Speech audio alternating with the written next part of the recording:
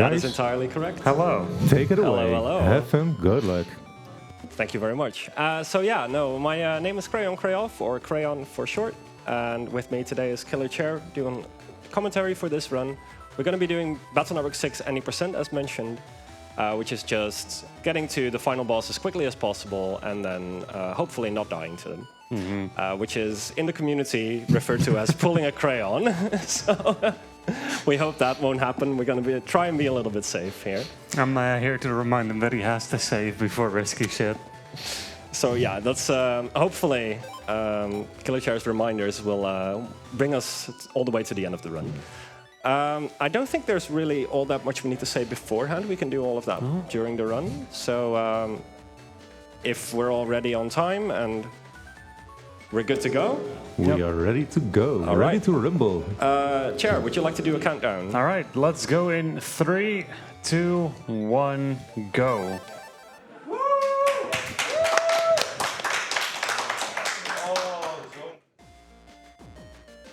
So, right off the bat, there's always the wonderful part of these Mega Man Battle Network games where there's a talk to everyone segment, meaning that all of these NPCs are introducing you to the world and kind of talking about the mechanics and such, and, you know, efficient text mashing is pretty important in the game. And over here we have a robot dog out of control, bullying dear old Iris there. And this is where the tutorial fights are going to be taking place. A recurring theme throughout the entire series is always, some machine is acting up weird, it must have a virus, which it always does. Because in this world, 10-year-old children solve all the problems. Can you explain the combat system to the audience? Yeah, so this game for like an RPG, if you will, is a bit odd in that it doesn't have your turn-based or active combat specific. It's kind of got a weird blend. You got these grids of like 9 tiles. Red is your tiles, blue is the enemy's tiles. And all of the enemies, the viruses, the bosses, they will have their own patterns to them. You kind of navigate around, and you got this battle chip system, which you're seeing the menu popping in and out of, where you select which battle chips are best suited for the situation. We try to most efficiently figure out which ones we use for every battle.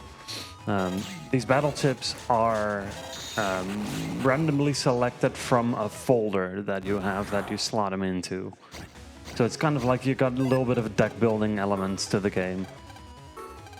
These battle chips you can acquire from fighting viruses, fighting bosses, or buying them, or all sorts of stuff. So these tutorial fights, it's the same every single time. You always get the same chip selections, you always get the same patterns. Those are kind of set in stone. The RNG for the fights will be coming up later, as soon as we move on to the internet. Because this game operates on like a random encounter overworld thing from the RPGs you're used to, but online on the internet, where you navigate around with Mega Man, your net navi or net navigator. So the random encounters in this first area are very important, because at the end of this area there is a door, and the door requires us to have a certain chip, a certain card. And we're trying to get that right now. Come on, game, give me an encounter. Sometimes this game just doesn't want to let you go. Okay, we get a good encounter. Yep. This is fine, this is fine. And we're going to be trying to get those counter hits, which right when the enemy attacks, you kill them, you get the counter, you get the full synchro status, which effectively makes your next attack do double damage.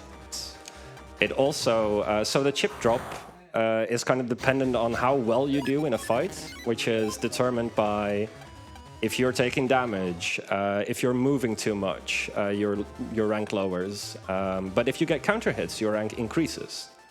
And that is a very unfortunate second encounter. We're not supposed to get that one. Nobody saw that. There is an encounter in the area that is helpful to get, but, you know, random. It's nice to have. Yeah. But yeah, so for that fight, if you do really well, you always get the chip we need.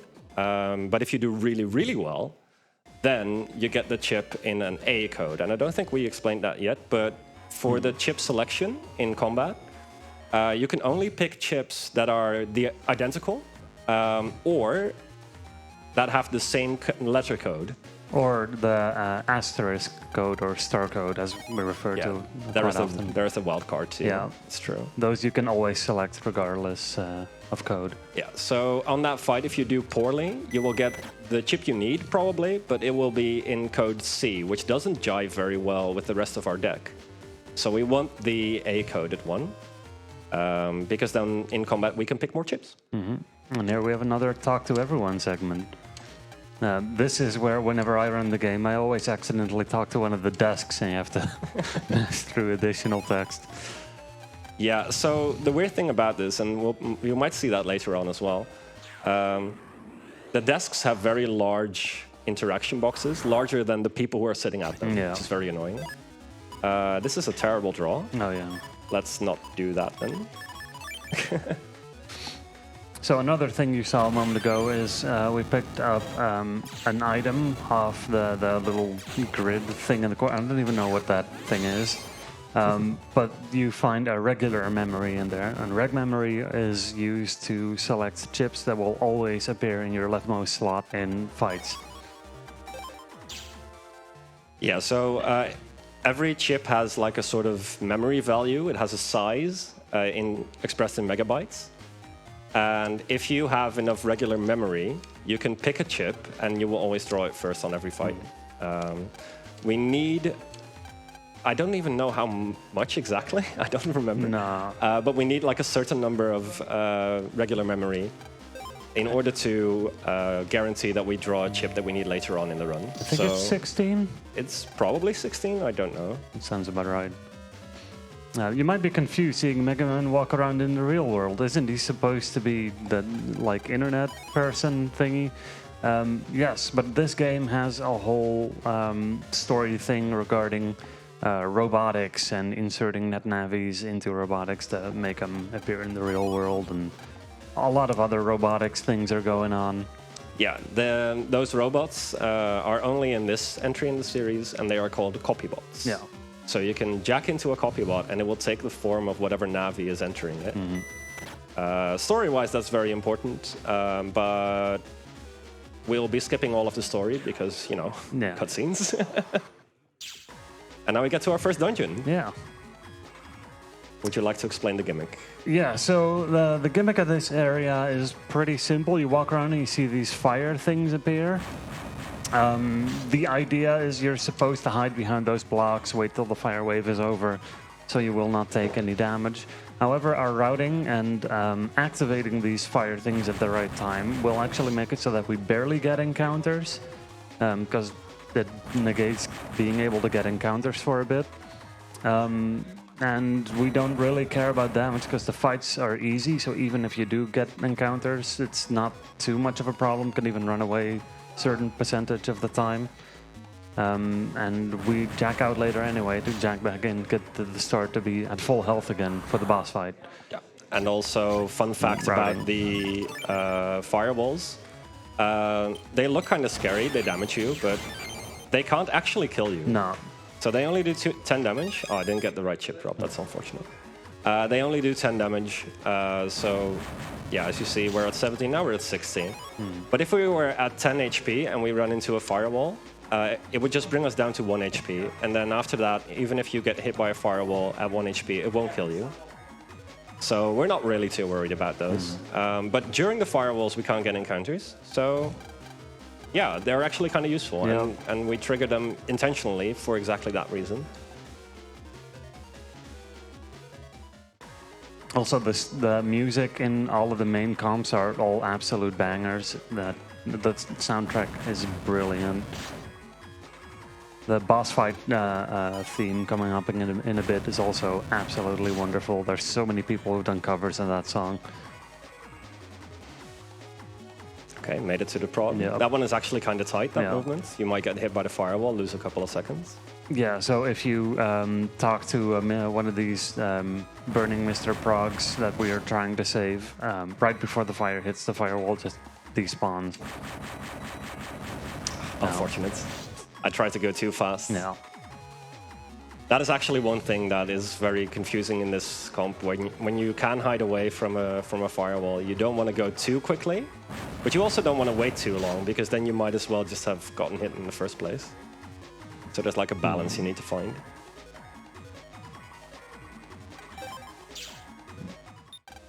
Yeah, so one thing I really hate about the jack out, jack in thing here is that like the cutscene initially sets you right next to the panel, but in that cutscene it sets you just a few pixels away, so you have to walk a few pixels forward to jack back in. Yeah, that is very annoying. Okay, we're doing a quick folder edit now to put in our new chip, and then we're gonna go into the first boss fights. And we're gonna wreck this one because this fight becomes way easier if we have that new chip on. Yeah, so his pattern is very easy to figure out, and then give him a counter hit and deal double damage to him. Unfortunately, we did not get a great chip draw. But essentially, if you stand behind that cube, he often does the same attack, and the reflector chip just gives you a counter attack.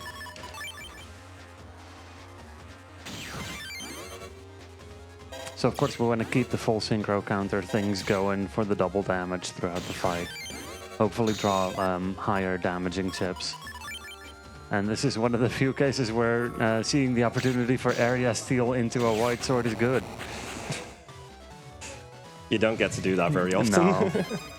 No. You may have seen that we've not really been using swords, and that is because a lot of enemies don't really spawn close enough to the front line to be able to hit them with the swords.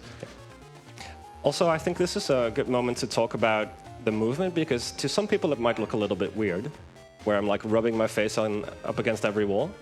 That is intentional. So in this game, because of the isometric perspective, it is fastest to move vertically. And weirdly enough, moving horizontally is slowest, and moving diagonally is sort of okay. It's like in the Kind of in the middle, yeah. Which means that if I move diagonally to a spot and then move diagonally again, like in a right angle, Pythagoras would say, oh, that horizontal movement would be longer, but in this game, it isn't. I probably should have just activated that sneak run. So I just bought 3 sneak runs, and if you've played Pokemon, you probably know these as repels. Basically, it makes it so that we don't get random encounters as long as our base HP is above a certain level. No. Unfortunately, because we don't really pick up much HP upgrades, because it takes time to pick one up, and we don't have time, we want to go fast. This is the only area we can actually do that in. Yeah, later on we will get more sneak runs, but that is because of a gimmick that we'll get to later. This game has an interesting gimmick where you can control certain other net navis. We're only going to be using one, because getting the other ones are non-mandatory. So it just takes like 5 minutes of your run to unlock all of them. In the olden days, there was a little bit of discussion on one of the cross navis, as they're called. Was it Elecman, I believe? Yeah. Because it would shorten a lot of walking distances by quite a bit. Yeah. But even then, it was still not enough to make up for the lost time of actually getting them. Let's see. I'm still considering doing a run with just all of the cross navis mandatory. Oh, that sounds fun, yeah. I'd like using them. So story-wise, one of our classmates called Mick, he didn't really bring a penguin. The penguin kind of followed him to school.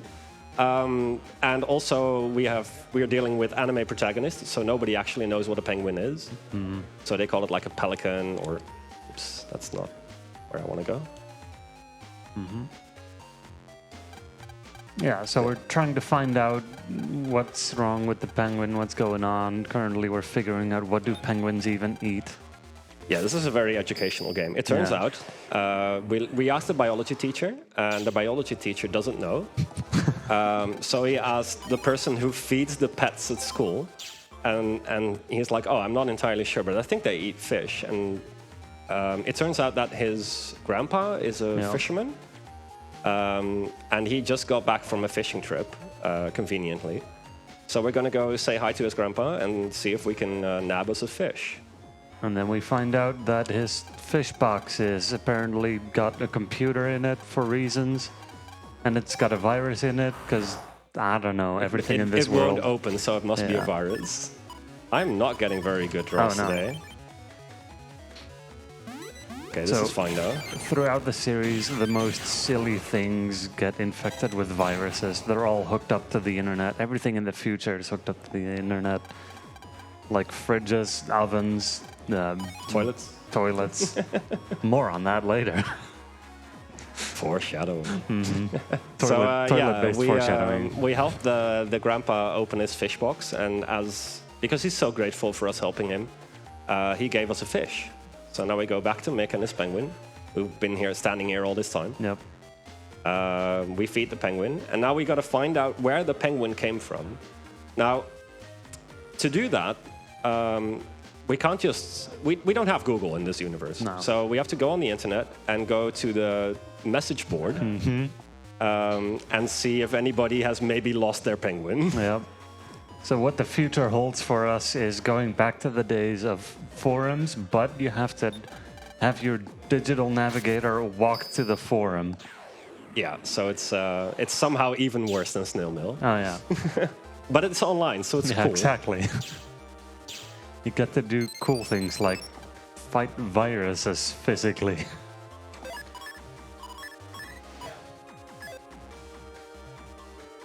So we're gonna come up on the seaside area in a little bit after this little thing. In the seaside area, there's actually a very important encounter that we hope to get, but it's big time RNG. Yep. So that dude that was just running around in a panic.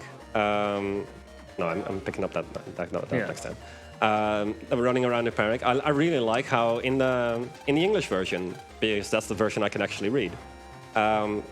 It's just like, oh, look, maybe we should talk to this panicking dude. He looks like he might need some help. And you go and ask him for help, and he says he's fine. And then Lan just goes, oh, but he said he's fine, so let's just move on. And it turns out the internet has plumbing issues, and this is a plumber. Yep. But he's lost his plumbing tool, I think it's called. Yep. We should show where it actually is, right? We should. Okay. I won't skip this cutscene for a little bit. Just a little bit. Because this is the best sprite in the entire series. Yep. So the plumber has lost his tool, and it turns out that this Meteor has found a plunger, and he's using it as a hat. Yep. Sadly, that doesn't appear in the battle. I've always hoped, that's unfortunate, but okay.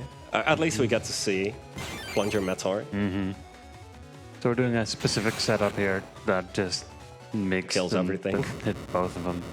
Yeah, so the higher level Meteors, the differently colored ones, at the very start of the fight, they will like jump down, like crouch down underneath their helmet, and they're invulnerable to damage, basically. Yeah, so the pattern of the Meteors is essentially they always take turns moving and attacking. So the higher level ones, whenever it's not their turn, they're just guarding. Yeah, and so the reflector throws out a shockwave, which looks kind of instant, but it's not. It actually moves at 1 square per frame, which is just enough time for us to kill the front Meteor, and then the back Meteor goes like, oh, now it's my turn, so it becomes vulnerable, even though you can't see that it is yet. So we just picked up copy damage, a chip that copies damage, as you may guess. That's what it says on the tin. Yep. And it's kind of very important during a certain segment and pretty useful otherwise.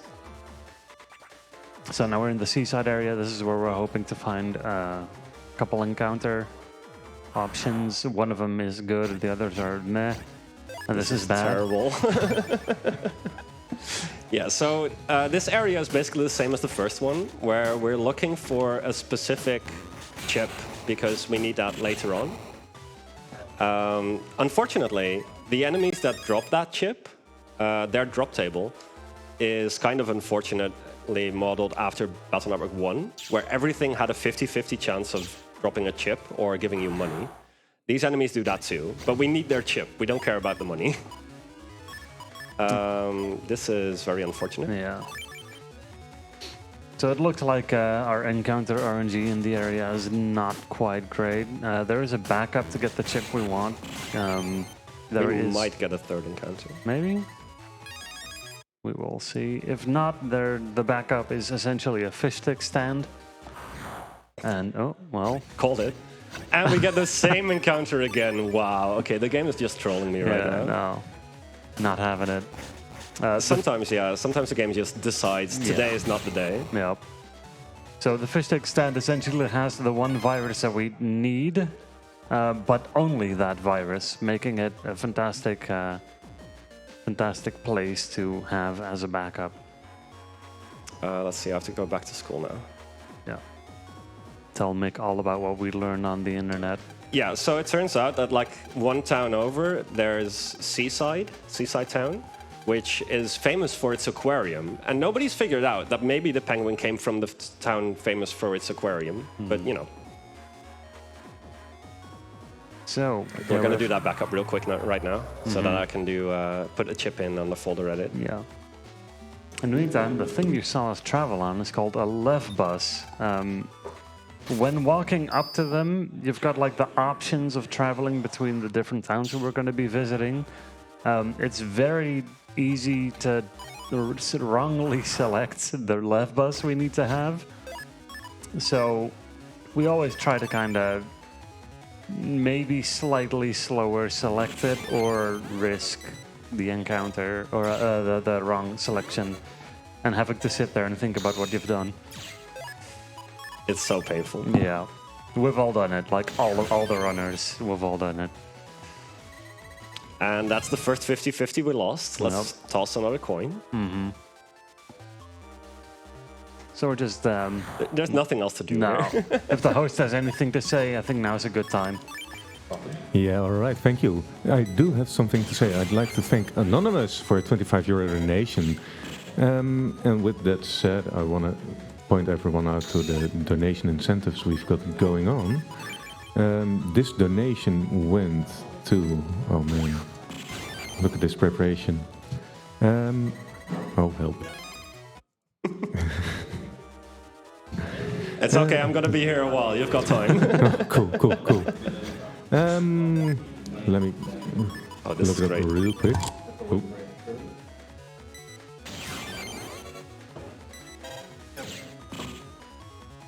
I think this might be the one. I'm feeling it. While you are winning the game, I'll just be looking up some donation incentives for everyone to donate to. I said you were winning the game, okay? Yeah, I was listening, but the game probably wasn't. We love ourselves some 50-50s. I mean, you win 50% of the time. 50% of the time, 100% of the time. Alright, so this €25 anonymous donation went to Sportsory for some serious golf. And we have also the character choice of Mario Party 5 coming up. And the Stanley Parable Ultra Deluxe, what door? I mean, come on now. Come on. This is just getting silly now. Yeah. The game is just laughing at you in your face right now. It tends to do that. Yeah. Actually, that's a normal thing for it to do. It knows you just never hope it does it on a marathon run. Which makes it all the more funnier. Oh. No. Okay, this is... Of course, this is going to be the one. Watch this. First try every time. I'm getting a terrible rank. I believe. Okay. I don't know. Okay. No. Yeah, so this is kind of the worst case scenario on this split. I'm glad we have this very generous estimate. Yeah. These are all terrible draws too. What is happening?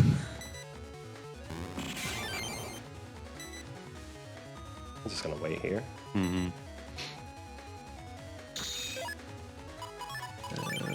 Okay. That's like a 9, 10. Are you kidding me?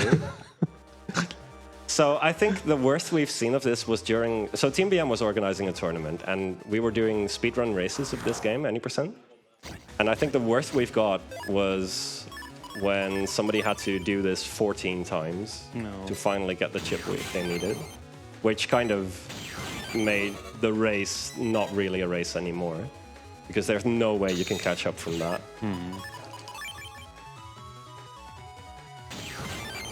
All right. Okay. Not even on S rank. So again, earlier when we went to the Seaside BBS, you can get an encounter with like 2 of those fish. And if you're lucky and good, then you can just kind of get the chip there and you don't even have to do this backup at all. Like, you come in here later, pick up a thing, and then you just leave again. I don't think I've ever had this bad of a luck on even on the backup. This is extraordinary. Usually when you get this many encounters, you just reset. But of course, this is a marathon run, so we're just gonna... There we go. There it is.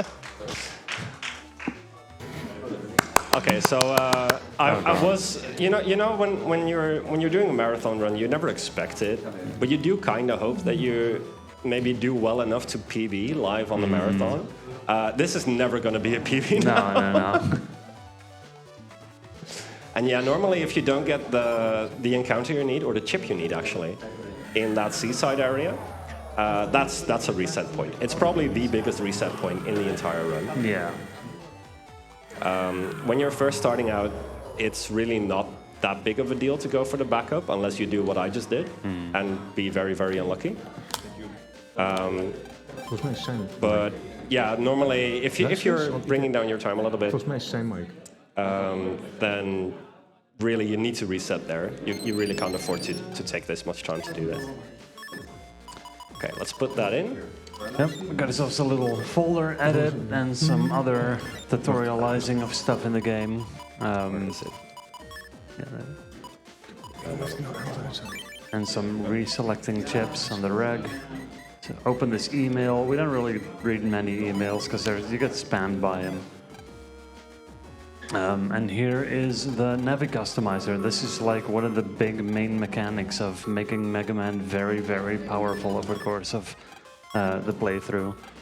You got things like increasing your attack by 1, increasing the speed at which you can fire your buster a little bit, and we have undershirt right now.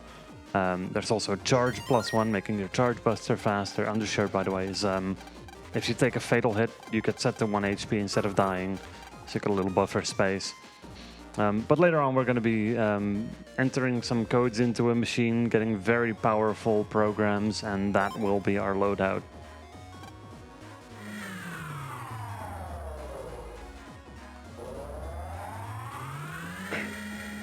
So, for now, we're heading back to the aquarium, and you're going to see this place a lot, because the game really likes to kind of show you that backtracking is a good thing, and you can pick up new things and encounter new NPCs and all that sort of stuff. But this is the main part, the aquarium, where we're going to be heading into a dungeon soonish. We're going to be learning about fish. Yeah, there's another talk to everything bit coming up. Yeah. This bit actually. Yeah. So we have to talk to all of the animals here, all of the exhibits. Except for the jellyfish. Yeah, those apparently don't matter. Yeah, we don't care about the jellyfish. Poor jellyfish. There they are. And of course, seeing all these animals and knowing that everything in the world is computer controlled, nothing would possibly go wrong with all the systems here. Right? Of course. Yeah. I mean, why would they make an area only to have it go very, very wrong? Yeah. We rummage around in the trash, as is normal in an RPG. Yep. Got a little back talk to the to the garbage. We do the accidental swag talking Yep. in my runs. the swag talking you don't want to do. And in the garbage, we found another reg up, by the way, for future purposes. So now we leave, because, you know, we've done everything there is to do, and nothing could possibly go wrong if we leave on time. Oh boy, everything went wrong. Yeah, we hear the panic music, there's piranhas in the fountains, there's shark in the water. Yeah. Everything is going fine. Oh, one thing that's very important I didn't explain earlier about movement.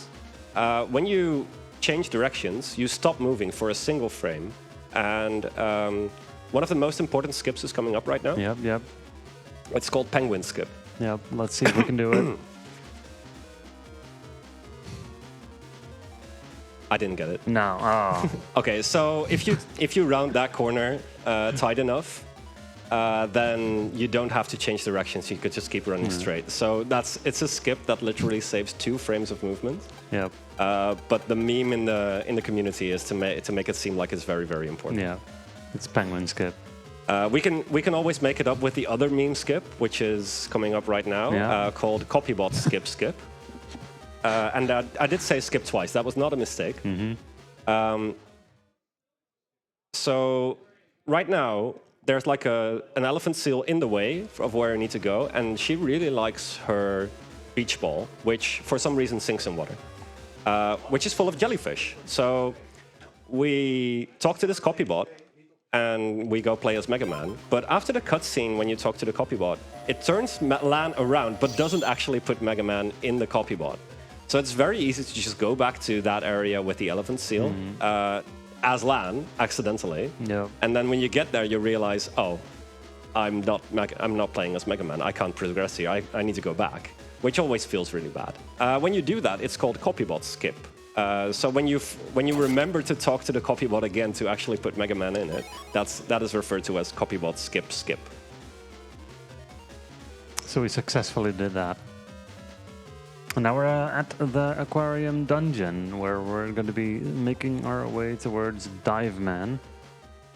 This dungeon is interesting, and if you do it well, there will basically be no encounters. 2 6% checks. Yeah. Which, considering my luck earlier. Yeah. So very quickly about the checks is what you mentioned is that, like, while walking, the RNG counter, like, you got a step counter, much like Pokemon, that determines when you get encounters. And in this comp, we ask Lan for help to remember things about the fish, which we talked to earlier. But we can also do that to reset the step counter. So this is referred to as L-button strats.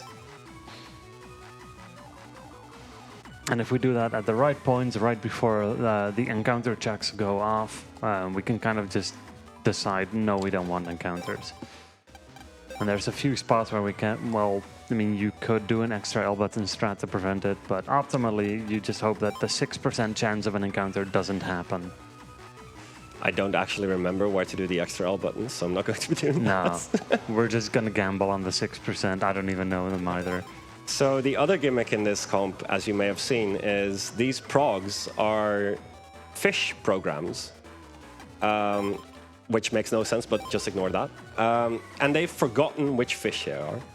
So they give you like a sort of cryptic hint, and then the idea is that you switch to Lan and talk to all of the exhibits again to learn about all the different animals, because this is an educational game. And then eventually you figure out, oh, this prog is actually a piranha, and it goes in the piranha tank. They always go in the same tank, so you don't actually have to learn anything, luckily. You can just memorize where they go. I don't actually even know which fish all of these progs are. No. I had to look at that one, just to be sure. We just learn the patterns and then do the thing. But while you're lugging around these progs, you cannot get encounters, which is nice, but these sharks do chase you, which is kind of annoying.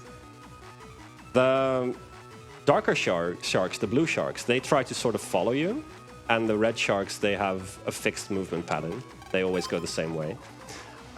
So right there, I slowed down a little bit to bait one of the blue sharks into going the wrong way, basically, so that I could run right past it. Yeah. We were doing that like one more time, I think. Another funny thing is that the first Mr. Prog in every area that you encounter to start the sharks up, you see them like spawning up. And for a brief moment, they start moving before you gain control. So that kind of influences which one we want to do first, so that the walking lines up better.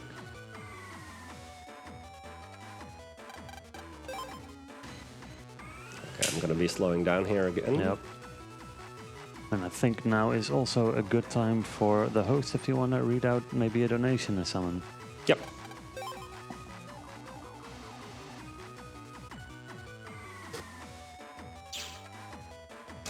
Currently, we don't have any donations yet, but we want to make sure you know what we're raising money for. We're raising money for Mind, which is a nationwide organization committed to prevent mental health issues. Mind strives to provide support to individuals and families facing mental health challenges. All of your donations will go to Mind. To talk some more about Mind, in every region of the world, mental disorders surpass 10% of the population. Governments seem to lack momentum in reducing the burden of mental health problems. There's only 55% of mental health awareness and only 8% have suicide prevention plans. Organizations like Mind help raise awareness to the issues, helping us get one step closer to a world where everyone gets the help they need. Thank you, thank you. So yeah, this last area before the boss is just more of the same, basically. We're running around, we're picking up progs, we're baiting sharks into going the wrong way. This one always moves a little bit weird because it turns around, and I don't know why. But I'm glad it does, because now we can just keep walking. There is a little bit of unoptimal movement I'm about to do after picking up the next prog. Oh, that is... I didn't even know you could get an encounter right there. That is not supposed to happen. Well, I guess we take an encounter.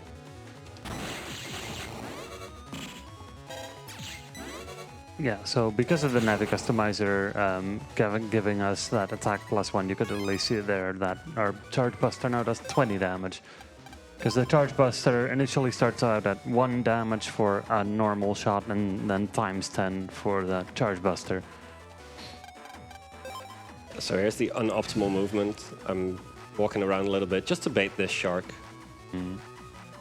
Because if you do it the fast way, you just run straight into that shark, unfortunately. And we don't want to be doing that. Yep. So this is the second to last prog, and now we're going to go and pick up the last one, and then we get to Dive Man.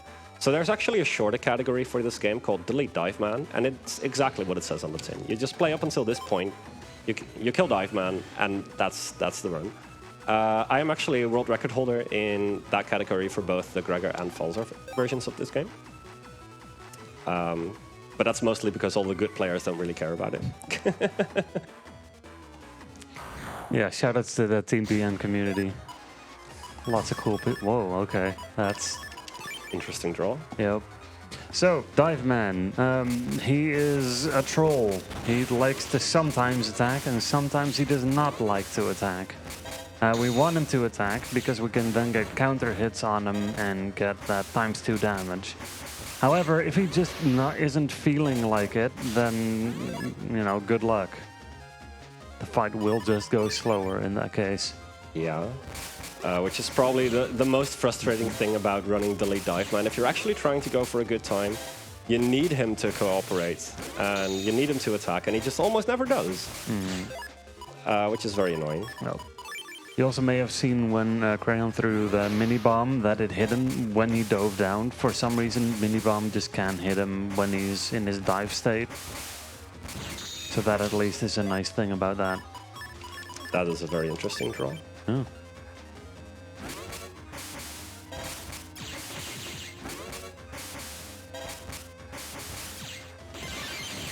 Nice. There we go. So unfortunate draws, but dealt well with the fight. It's to be expected. Yeah. Dive Man is always a wild card. Whenever I see people do BN6 races, there's always like one person getting a good one person getting an unfortunate Dive Man, and the time swings around. Yeah, so you can actually kill him in like under 10 seconds, and we took almost a minute. That's how much RNG is in that fight. Yeah. Same thing actually goes for the next boss fight, but we'll get to that when we get to that. Right now, we are going to go and have ourselves a little nap at home. And then we go into the scenario for our first cross-navi. Yep. Let's see. Oh, but first I have to talk to a couple people. Of course I have to talk to a couple people. It's a battle network game after all. Yeah. Some more, you know, general plot happening. Our first cross-navi is also the only one, as mentioned earlier, that we're going to be picking up. It is Heatman, and Heatman is just very, very good for the speedrun. Well, Heatman isn't, but Heatcross is great. Yeah, no, that's... Heatcross is the reason that the Gregar version of this game is way easier to pick up. And also, the Gregar version is just straight up faster. Also, the scenario of Heatman is faster than the equivalent in Felzar, which is Spoutman / Aquaman, depending on the translation at the time. Because for Heatman, you have to beat like 4 specific enemies, and then that's it. And for Aquaman, you have to do this whole mechanic where you go to seaside, and then you do a little swimming thing to catch fish in the air / water. And it's a bit more of a hassle. So I'm about to do like a tiny optimization, which I think is very interesting. Yeah. This cube, you can unlock it, and it has like an animation of unlocking, but if you go into your folder, it just disappears. It skips the entire animation. So now we're getting the sneak runs for Heatman, because Heatman can still run in these areas, and it's useful to do so. We'll use a few more in these areas as Mega Man. So these kettle viruses, they can only be damaged by fire damage. Which is kind of an issue because we don't actually have any chips that deal fire damage, except for the one that Heatman gets as a default. You draw that as an extra chip at the start of every fight. So that is our only chip that we can use to kill these kettles with. We need to do 100 damage to them, and the issue is that chip deals 70 damage. So what we need to do is we need to keep our full synchro, our double damage from counter hits, throughout all of these fights, because if we lose it, we can't actually kill the fight anymore. And this is also what we've been picking up all of these reg-ups for, and the copy damage chip, even though it's always really good to have later on. But this is really where we need it. We can't actually progress after this if we don't have copy damage. Because the final fight, the fourth one, the one coming up after this one, has 3 kettle viruses, which are set up in such a position that we can't hit them all with one attack. And again, we only have one attack. So we really don't have a choice. We have to kill them all at the same time. Luckily, copy damage copies the damage. Yeah. So we can do that now. Also, I just noticed the reg memory is 12 in this game. Oh, yeah. There we go. We do the little swag taking damage there. That adds nothing, by the way. It's just for fun. Yeah. And now we go and fight Heatman. This fight is also very RNG heavy because we want to draw the train arrow, the special. There okay, well, there it is. I guess sometimes you just get it. And you just basically insta-kill him in one selection of chips. That is also a fight. If you do not draw train arrow, you can like have a fight of a minute or so. It can take well over a minute if you're unlucky. See if you get this little tutorial strat. I'm gonna do the trick. I'm gonna try and do the trick. I didn't get the trick. Quite. I unpaused a little bit too quickly. That's unfortunate. You can actually kill both of those back methods before they crouch down. By pausing to remove the end lag from using that chip. But I didn't get that, so we had to do it the slower way. You can actually get very unlucky. If you time it very wrong, you will kill neither of the back methods. And you will have to do both of them the slow way. Let's see, we take another nap. Yeah, so currently our Heatman Charge Buster does 70 damage, but because of the thing we're going to be picking up very soon, it'll go up to 130 for a Charge Buster, which is just insane. First we get visited by Iris, who immediately runs away, and our mom tells us to go talk to her because she seemed upset. And this is probably also, if we have any more donations or announcements, this is a good moment, because I'm just going to be entering a bunch of numbers into a lotto code trader. Yeah.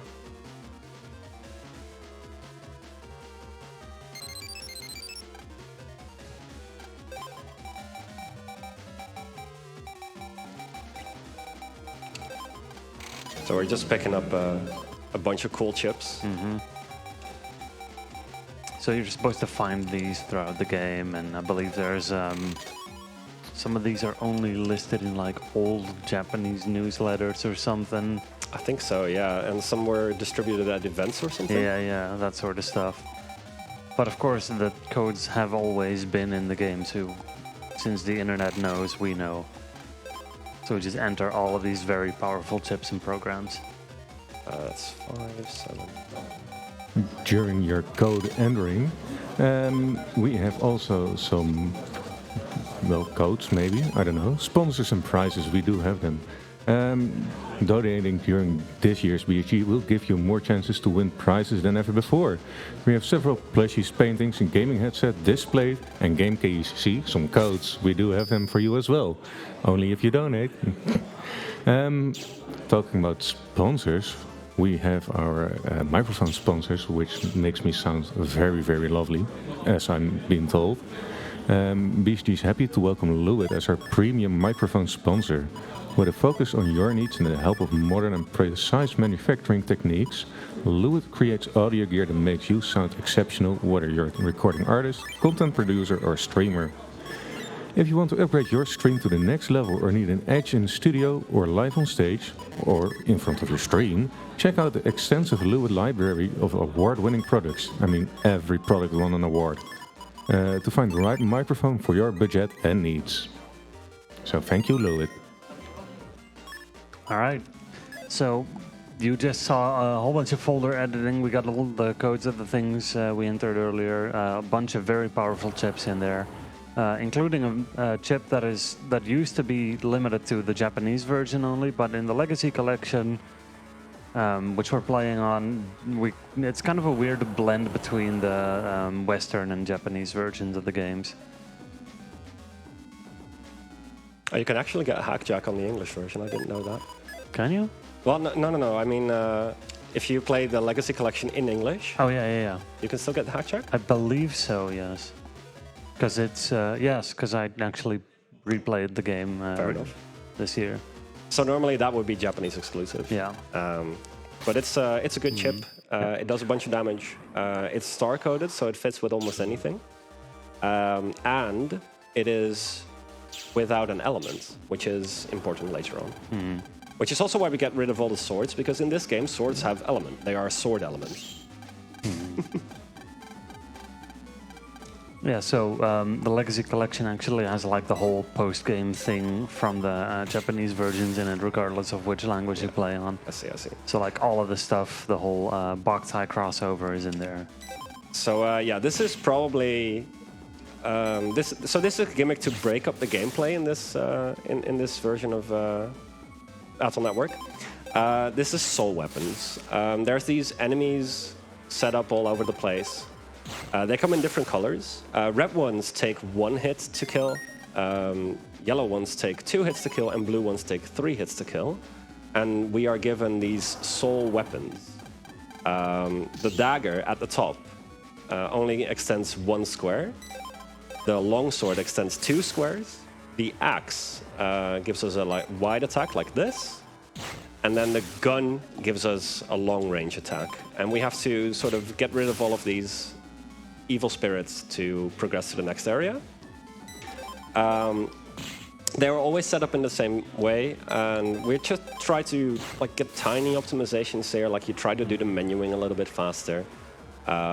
We try to hit the enemies from behind, because no matter what color they are, if you hit them from behind, they just die. And we try to kill as many of them at the same time as possible, because there's like a very small animation when they die. Yeah.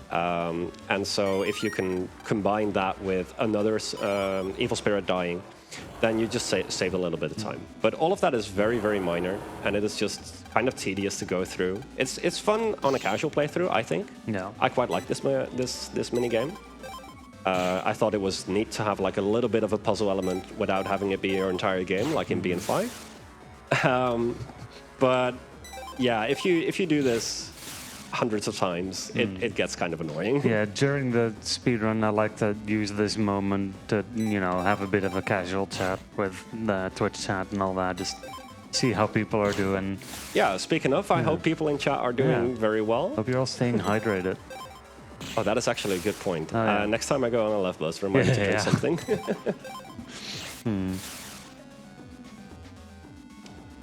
Yeah, one more thing to note about these evil spirits is that you may notice that we always make sure to not deal 1 damage next to yellow or blue ones. And that is because if you do not insta-kill them or do not land the killing blow, they get to strike you back, takes off a bit of HP, and it plays out an animation. Yeah, it just takes time, which is the main issue. The damage is not really that much. Anyways, this is Gregar, Psybeast Gregar. We learned about them earlier. And he's like a world-ending beast, and he overloaded Mega Man. Let's see, and now I don't have to talk to Mom here. We go play as Hitman, right? Ah, yes, because Mega Man's not around. Yeah, Mega Man is not feeling very well. He learned that he can absorb the Psybeast because he has like a ton of memory. And Dad specifically told us not to do that. And now Mega Man is not feeling very well because he ate a Psybeast. Yep. So now we pick up Hitman again. I still think this is a really cool mechanic that you can play as other Navis. For sure. So Hitman, as a fire Navi, of course, is being tasked to find the holy water in the seaside area. Apparently there's a spring here. Yep. And we're sending the fire navy to the water fountain because that makes sense. It's the only one we've got, so we don't really have much of a choice. Yeah, so but yeah, there's more soul weapons here. So generally, thematically, I would say that Battle Network 1 through 3 very much stick to very sci-fi stuff, and 4, 5, and 6 get a little bit more into the dark evil souls and mystic stuff and all that.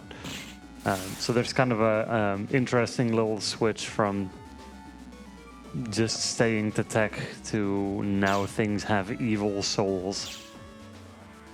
Yeah, I'm still not quite sure where these evil spirits came from. They have something to do with the Psybeast escaping from the underground, I believe.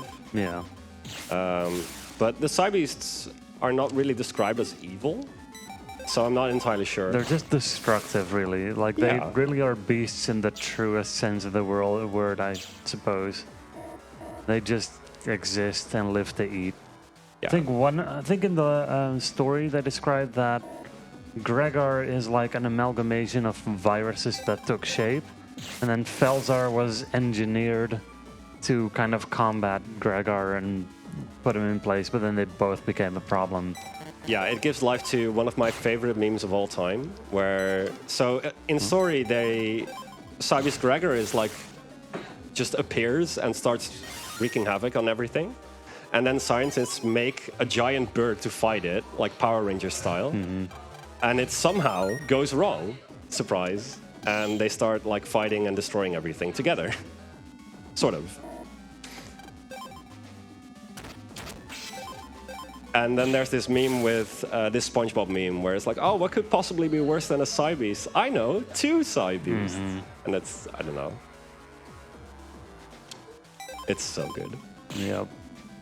So yeah, there's really not a lot going on here. It's more soul weapons.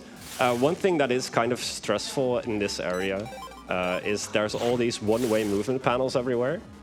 And if I accidentally step on one of those when I don't intend to, I'm just going to have to walk around and go around the long way again and lose a bunch of time. So I'm desperately trying to move quickly, move efficiently, without accidentally stepping on one of those. Yeah, this is why I really like the any percent category over like the big, more completionist categories, because you only get here a couple times and then we're out. This is just the last time we'll see this area. This is also the home of a skip called Rish Skip. I'm not entirely sure if you can do that in the Legacy Collection. I'm pretty sure you can. But there is an area, in the next area, there is a point where you can walk onto the one-way panels without actually being transported. And you can just walk around there. It's fun. Right.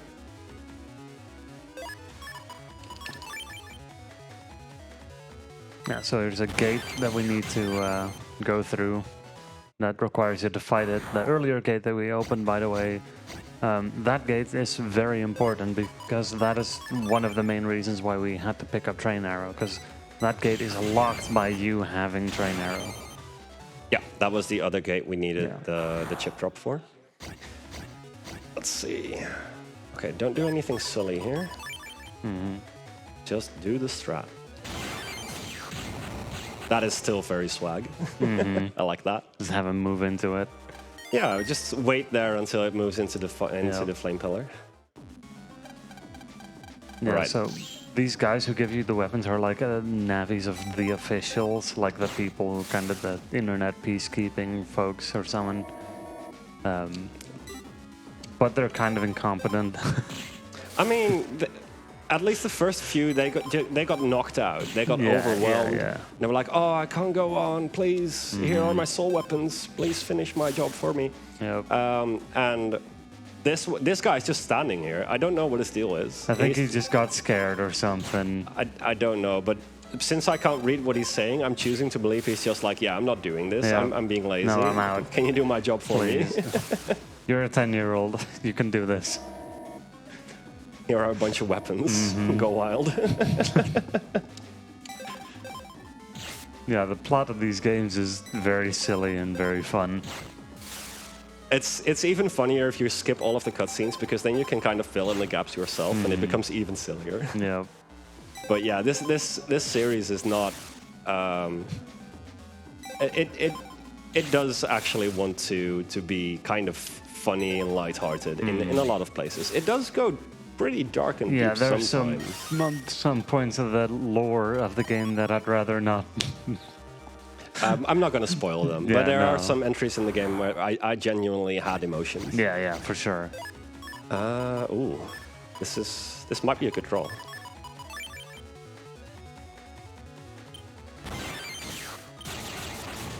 It was not a good roll. Almost. I probably should have waited a little bit, but whatever. It's fine. That was still pretty quick. Yeah. Yeah, so Circus Man over there, who I believe at this point he already captured the other Psy Beast. Oh, nope, I need to go back. The one that Mega Man is not going to be in tune with. And he just tries to stop us from getting the water by throwing viruses at us. And we beat him, and he goes, scoots, and runs away. Swiper, no swiping. Basically. So yeah, I forgot to actually bring the water to Mega Man. Very important. And now we get to do our newfound power. Because we ate a Psy Beast, we get to do a Beast Out. Because the thing that we were told not to do actually ended up giving us very powerful abilities.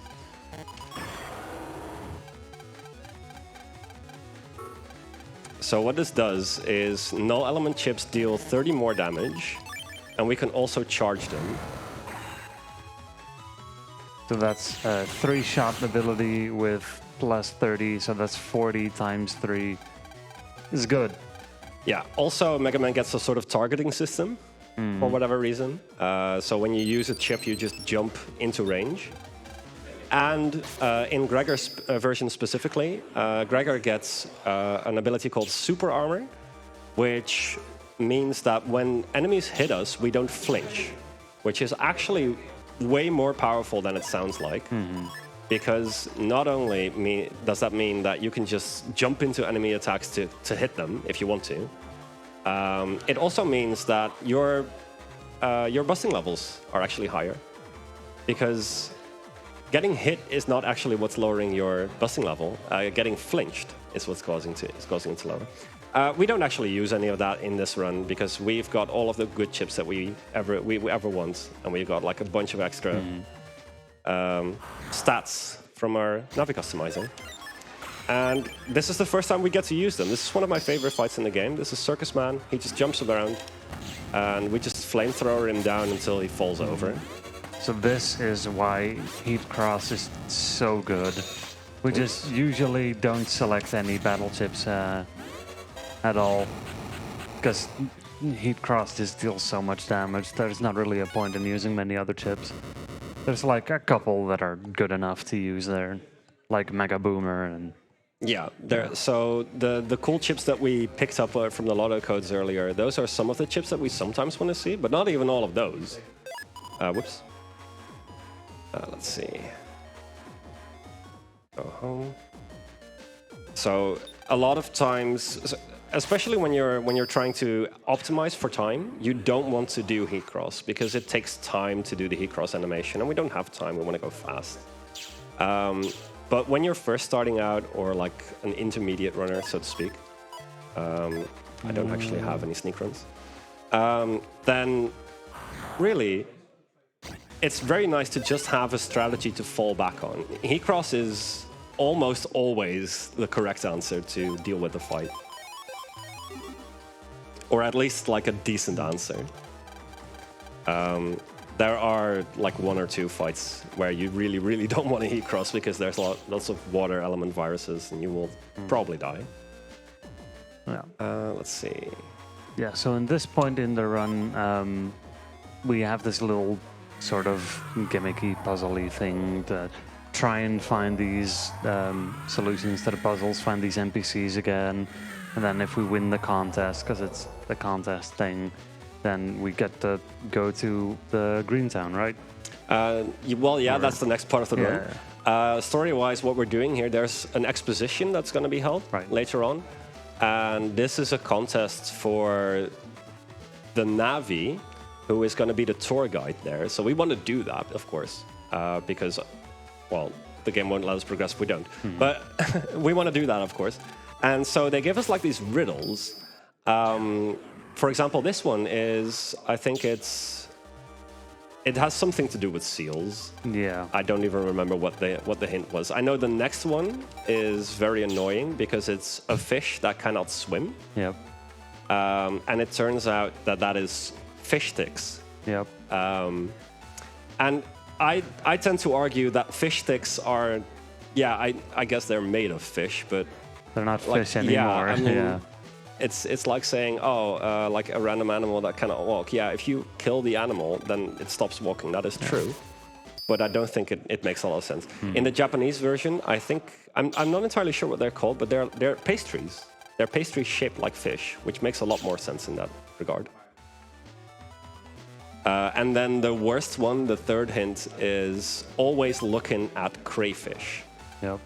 And if you have not interacted with literally everything you've encountered up until this point, you will never figure out where this is. No. There is no way you will know. It turns out that in our classroom, there is a little tank, a little aquarium with crayfish in it.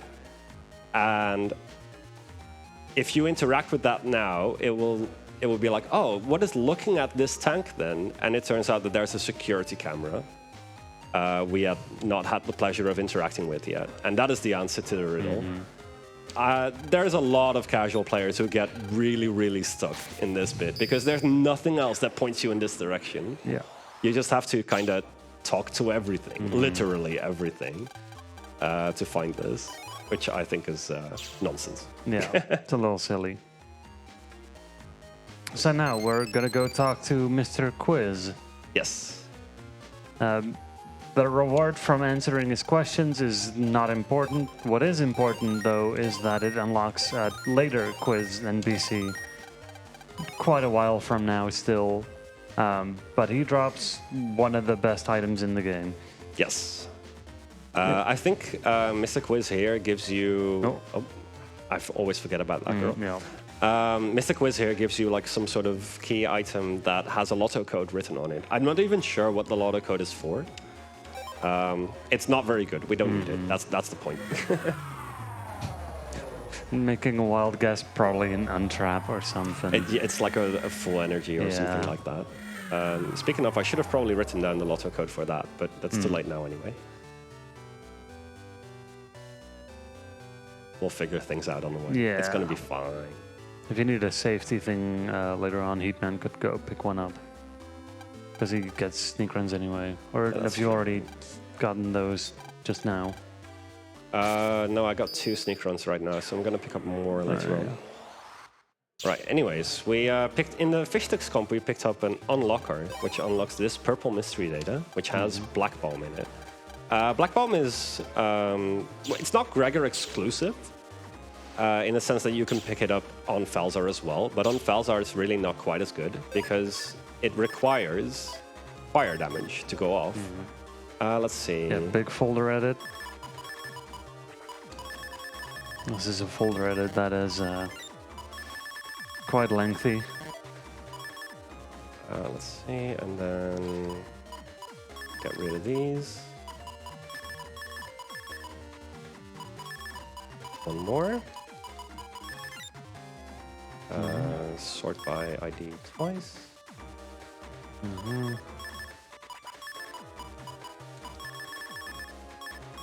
Oh. I must have missed something. Yeah, a cannon. You enter the cannon there. I do actually want that cannon though. Right. This is fine. Right. And that's it. That's So it for now. this is a whole bunch of streamlining the folder for the sake of kind of making the beast out more powerful, for instance, because of all the neutral chips that it gets. This is terrible. Yeah, so at this point we can't really use sneak runs in most areas anymore due to our natural HP value not being high enough. The 500 all came from a program that we got from the Lotto code that we put in the Navi customizer. Yeah. So all of that health is not important for evading encounters. Yeah, it's like sort of extra temporary health. Yeah. It doesn't actually count. We really don't have that much HP, actually. Okay, so there was another door here, and this is a law-themed area. They're like big on rules, and so the door asks us, what is the punishment in law in this area for hitting one of those cute Mr. Progs on the head? And so we found out that there's like a lawyer study group going on over here, and we joined them for like a bunch of money. And then they tell us, the punishment for hitting a Mr. Prog on the head is something infuriating, which is very unbelievably vague. also the correct answer. And so in dialogue, you briefly saw that Mega Man, when the door actually opened to that answer, just sat there with a ... being like, okay, I guess this is real.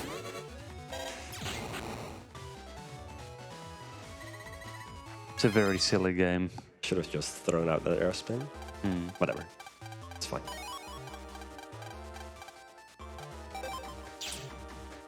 So with all the like robotics theme things going on in this game, a bunch of security bots came and stopped Lan from entering the courthouse, even though he was invited.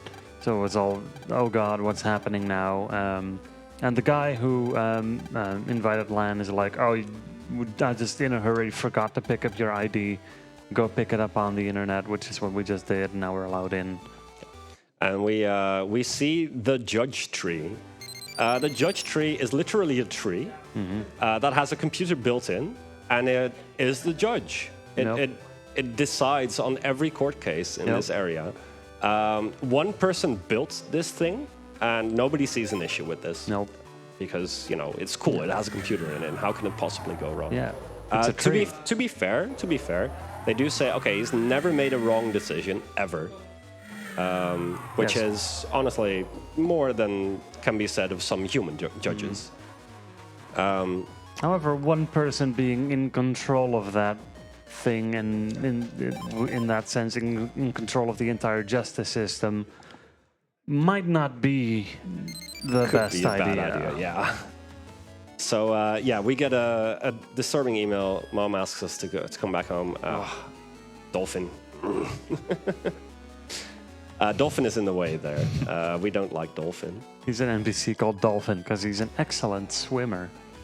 So anyways, yeah, Mom calls us home and she tells us Dad has been arrested, which is surprising. And it turns out he's been accused of trying to hack the judge tree, as we will find out in a minute, but that's in Japanese, so I'll just tell you now. But we know that our dad, on that day, was actually in our classroom at school fixing our blackboard, which is also, of course, a computer. So he has an alibi. Now, this justice system is kind of warped because the judge tree says he's guilty, because the judge tree says that he did it. And so everybody just kind of goes along with it, and nobody listens to any kind of evidence whatsoever, because the judge tree is never wrong. And now this prosecutor Ito, this lawyer, he tells us, well, you know, the judge tree is never wrong, so we just kind of believe it.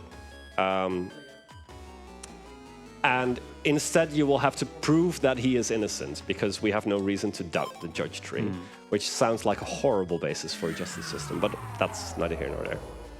Anyways, so we go over to school, and we learned about this security camera earlier on. Wow, foreshadowing. And we're like, oh, wait, but maybe the security camera has footage of our father fixing the blackboard with a timestamp on it. So that would count as a great alibi.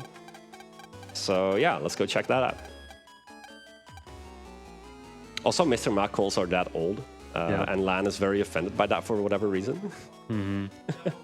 Somehow he finds his dad not to be old.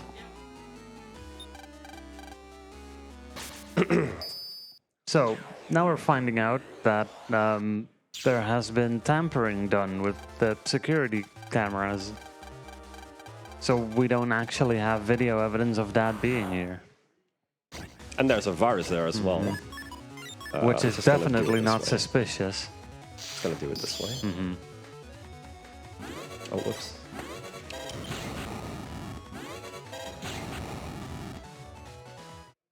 Yeah, so there's no footage whatsoever. But there is a prog there that says, would you like to see the footage of the other day? And we're like, no, we don't care about the other day. But it turns out it's very important, because our friend Mick, who brought a penguin to school, has stuffed one of the security bots into this thing. For no reason at all. None whatsoever. Nope, he's just because he thought it was fun. Yeah. And it turns out the security bots also have built-in cameras, and all of what they see is recorded in the Robo Control Comp, which was our first dungeon. So now we go check out the robot's security footage, and we find that, yes, the footage for that specific thing was gone. We can see our dad, but more importantly, we can see who was actually tampering with the camera. And it turns out, if I do this correctly, it turns out that, dun dun dun, it was the NPC with the unique sprite. What? Prosecutor Ito. Yeah. The guy in control of the judge tree. Hydration. Oh, right, good point. Thank you.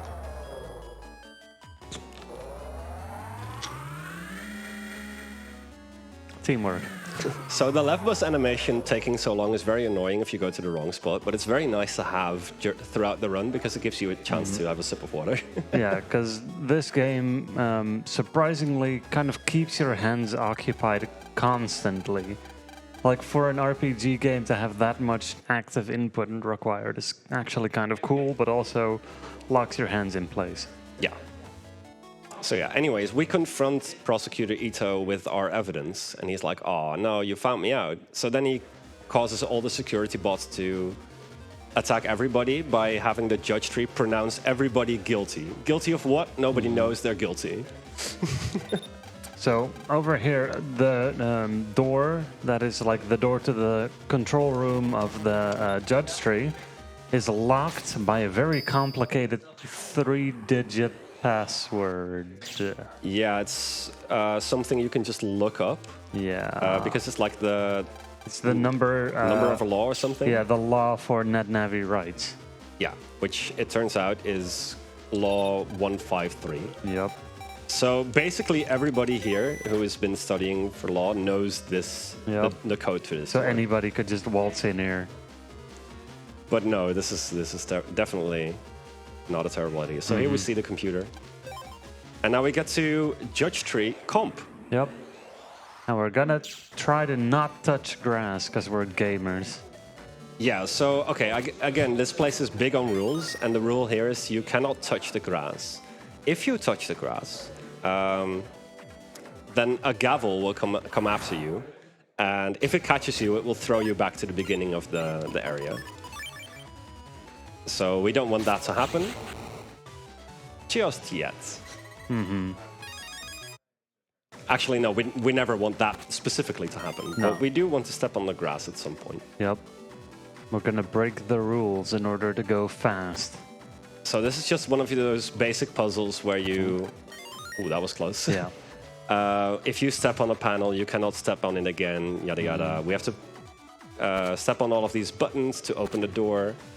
One thing that is very annoying that you can't really tell from just looking at it, to force you to move sort of in the middle of all of these squares, the game...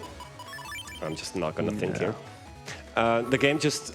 the game designers decided to make all of the corners really, really large, and they just kind of push you up. So the corners are way larger than they look. And it's very, very easy to get stuck on them. Yeah, that is to prevent you from easily tapping on too many tiles and making the gimmick break. Yeah, but unfortunately in the speedrun, because we're already trying to go fast and like cutting corners, literally sometimes, it's if you accidentally get stuck, it's so easy to then walk the wrong way and onto the grass, and you just have to wait while the gavel gets you. I'm not going to do lurking skip. I will never do lurking skip. I don't understand how it works. So this is the final area. And we do have to pick up a BMD. It's a very important one. It gives you additional space in the Navi customizer, which we're going to use for one program, the important program, essentially. Ooh. Oh, I forgot about that. It's okay. Yeah, these guys are rude. They like to hide behind things. It's actually kind of cute, because if you remove all of the obstacles and all of the other viruses in the fight that they could hide behind, they just start running around in a panic. So over here, we have the best named skip in the game. This is Celine Dion skip. We step on the grass, and we dodge the gavel. So it turns out when the gavel is chasing you, you can't get encounters. So sometimes we want to do that. Also, apparently nobody remembers why we call it that. The person who called it Celine Dion skip also doesn't know why he did that, as far as I know. So this is Judge Man. Judge Man has a single attack. And then it's pretty much the same deal as Circus Man. We just do this until he dies. Yeah, so flinching him makes him reconsider attacking. And Heat Cross makes him flinch every charge buster. He's got a bunch of attacks, but, you know, I've never seen him since I started running. He has, like, I think he has, he shows 2 attacks. Like, you can see the other attack a little bit in this fight. And he has a third mode. When you bring him down to low health, he goes into, like, sort of overdrive. And in a speedrun, you never, ever want to see that happen. That is very annoying. So I hope you're not tired of seeing the aquarium yet. Because, like I said earlier, we visit this place frequently. I mean, we just go here for one little thing. It's okay. Yeah, in this case. It's very out of the way. You might be like, why are you wandering all the way through the entire area to, like, the dungeon area that we went to earlier, and that is because the best item of the speedrun is here. Locked behind a 10-question quiz, which is really easy to mess up with inputs. I'm sure I got it. Yeah. I'm feeling confident today.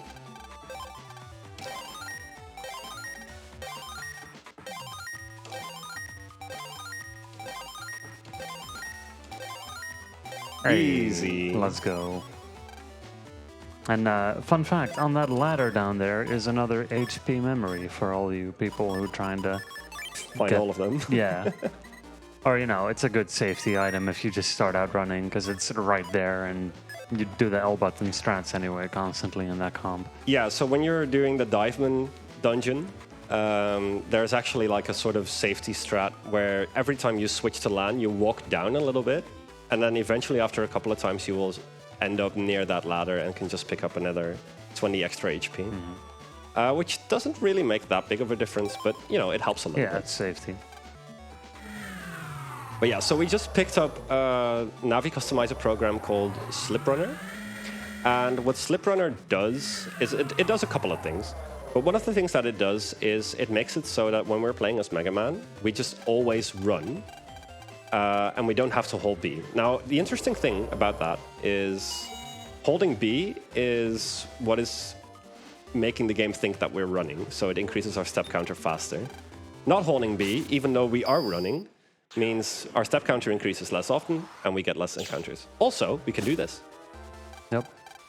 So very fast movement, and during the entire slip, you also do not get encounters. You cannot actually change directions. So you have to be very sure of where you want to go. Because the only thing that will stop you is either you run into a wall or basically leave the area. Those are the only two things that will stop you from slip running. But it is very, very useful. It makes you move really fast. It skips a bunch of encounters. Even when you're not actively using it, it makes it so that you get fewer encounters. It's too good. It also allows for glitches in some of the versions of the games. Yeah, unfortunately, in this version of in this release on the Legacy Collection, we cannot do one of my favorite glitches, which is called Slipwalk. But on the original versions, on the GBA, you can do that. Yeah. It also doesn't work on Wii U, by the way. They fixed it already on that one. Weird. Which was why when they announced the Legacy Collection, I was like, yeah, this is not going to be in there. They already know this exists. So we're now doing the Sky Gauntlets, a series of things. Land got to the, I don't even remember why, but it got to the sky area that we're on right now, which breaks all sorts of OSHA rules, I'm sure, due to not having safety rails or anything, and it being a flying fortress up in the air. It's fine, don't worry about it. Regardless, for reasons, we need to do a whole series of battles, and kind of fun to do, but it can get hectic and difficult. Yeah, so these fights are very difficult to do very fast. There's a lot of them, and every time you get a random chip draw. So you're kind of looking really quickly for, can I do this very quickly without going into Heat Cross or Beast Out, or do I have to do a transformation? And you really have to do this all on the fly. It's very easy to mess up. Let's see. That was not what I wanted to do at all. So this is what I meant with it's easy to mess up. Yeah. I did one wrong input, and here we are, stuck. I'm just going to use the dude. Yep. So luckily with these gauntlets, the game is kind of friendly in a way, because even if you die on one of these fights, the person, referee, whoever, official, who gives you these fights, they will just heal you back to full and let you try again. Yeah. So you don't get a full game over having to load up your last save. Yeah. Ooh, I can actually do this. Oh, I see. Nice. I was hoping to get the counter hit. Unfortunately. This is the worst fight in the game. Yeah, these guys, pulse bulbs. They cannot take damage until they attack. Oh no, I messed up. I Oh, messed yeah. up bad. They are electrical enemies. They got status effects like paralysis and blind right now. They just suck. Nobody likes them. I'm just gonna cross here. What happened earlier is a weird little glitch of the element trap chip. What it's supposed to do is it like gets you this thing that triggers on elemental attacks, and it deals the same element 240 damage across the screen. However, the chip kind of just fizzles out when there already is an elemental attack on the screen while you use it. Yeah, so the reason I said I messed up is I was not supposed to use the element trap that late. And the attack was already on the screen. So basically, the thing I did was I had no damage. So 2 more Sky Gauntlet fights. Fans of classic Mega Man will recognize Rush here. We use Rush as a bridge in this game. He likes it though, because he gets a doggy treat. Yeah. We bait him with a doggy treat. Now he lives there. So we damage boost here. I quite like that strat, where you just wait a little bit just to get hit, so you can charge shot faster. Yep. This is horrible. I don't want to do this.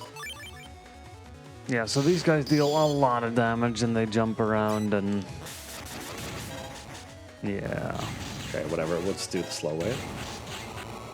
I've often, when I started speedrunning this game early on, made mistakes during that fight and took way too much damage. It's very easy to, well, not necessarily die to that fight, but lose so much HP that you might die to another fight. Yeah. We'll see them come back, unfortunately, later on as well. I quite like these enemies, because we have like a big flamethrower that spans multiple squares, and these guys just keep running into it. Yep. I can't help them. Yep. Let's see. This is an okay draw, I suppose. Nice. Yeah, so that's Starfish. There's going to be one fight which later on, which is got one of those Starfish at a very powerful level. It shouldn't go wrong, but if it does, you're just kind of dead. So more on that when we get there. I'm gonna...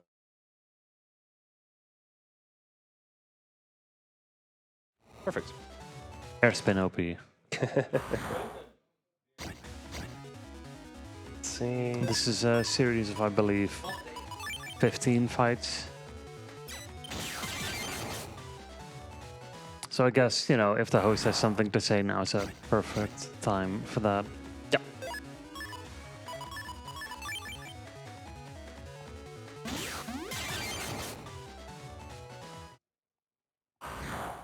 It's just a bunch more fights. There's not really that much going on right now. Wait, no, I don't have to do that. This.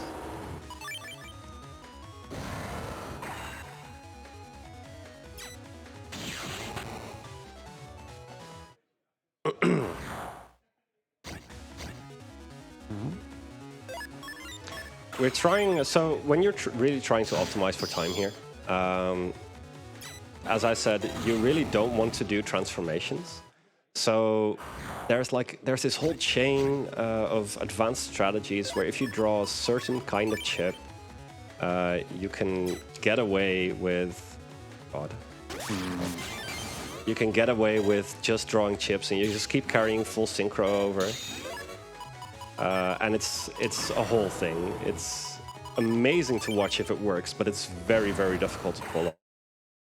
At the time here, I'm just trying to do like sort of basic strats. Where it's just like, okay, I heat cross, I don't have to think very much. And I'm strong enough to deal with these fights. I'm just gonna do this here. Yeah. This is actually a cool double hit too. Because that champy, that boxing guy, always jumps forward to stand in front of you and then jumps back to where he came from. This is not good. Let's do it this way. Yeah, so funny thing about that white capsule chip, it's supposed to be used as like a way to add paralysis to another chip. Neutral chips only, I believe. But it's still a null element chip, so the beast out mode can still charge it up to do like the 200 damage slashing thing. So if you select it first, you can charge it up. Yep. Okay, I think I can do this. I'm not entirely sure. I'm gonna try. Watch me get hit now. Oh, nice. We got it. That is a very tight movement. You have to basically do everything almost as quickly as you possibly can just to get that. But yeah, that was the last gauntlet. Yep. And now we find out that our good friend Mix NetNavi has decided to wander off into the evil Undernet. Although lore-wise it's not technically evil, there's just a bunch of evil people hanging out there. Actually managed to remember to go the right way. Yep. Doing that teleport to reset step counter. Yeah, so yeah, I hopped into that teleporter to go to a different area. When you go to a different area, it resets your step counter. That's not actually necessary, by the way. In optimal strats, we just kind of go for it and take like a very small chance to get an encounter. But I'm still used to doing it that way, so I just keep doing it, and it's safer too. Yeah. So now that Mega Man's icon is gone on our UI, that means we're gonna go to our good friend Heatman. Yeah. So story-wise, we went in to save Mixed Navi, and it turns out that there's like a cult of the Psy Beasts living in Undernet for whatever reason, and they awakened the Psy Beast within Mega Man. So we kind of lost control of him, and he went off to do whatever. And yeah, he was not feeling very well. He kind of shut himself down, I believe. So he's just lying there where Mixed Navi used to be. And now we go play as Heatman to come and pick him up. Because he can't go back into his PAT for reasons. And earlier we grabbed a little shortcut banner that we can use from LAN's homepage to the sky area. And we're going to use that a lot because it skips having to traverse a whole bunch of stuff. Yeah. And for those familiar with the speedrun, I would like to see your predictions in chat of how many encounters I'm going to get. I already got the 1/2 encounter. Now you're going to say, how can you get half an encounter? And this is very contentious in the community. It's kind of a meme, really. Basically, the first encounter we got was in an area where we have a chance to, where we can just always run away from it. So it doesn't really count, we say. Let's see, I just want to do this, I think.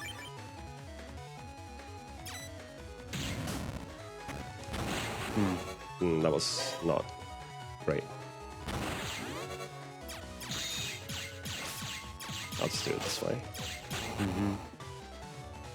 That could have gone a lot better. Yeah. Anyway, so I can always run away from that encounter in central area, so that counts as half an encounter. And depending on who you ask, depending on the kind of encounter you get, it might count as 0.4 of an encounter or 0.6 of an encounter.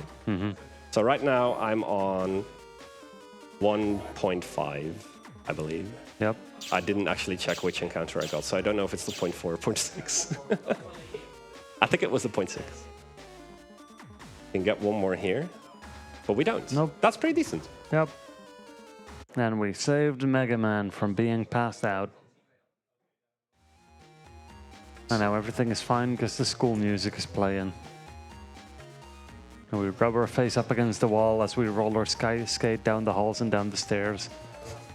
Oops, there's a dude here. I forgot about him. And now it's heckin' windy for weird reasons. Yeah. Like the weather is just going wild.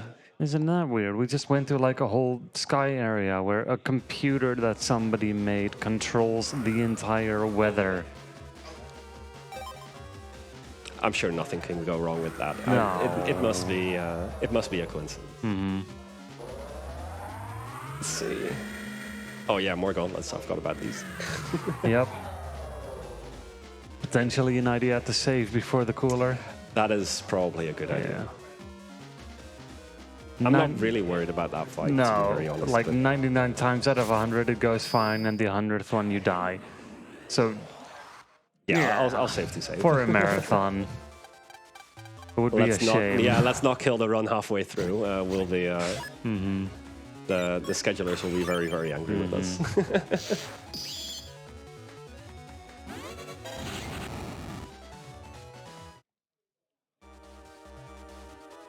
Like, if we're going to be running ahead of schedule, I'd rather be because I got, like, a really good time. Oh, yeah.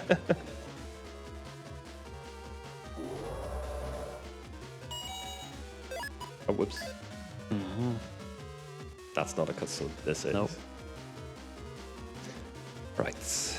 We're going to do them in reverse order, because that's how I always do them. That's how everybody seems to do it. I'm pretty sure it's faster because you do more vertical movement, but I'm not entirely possibly. sure.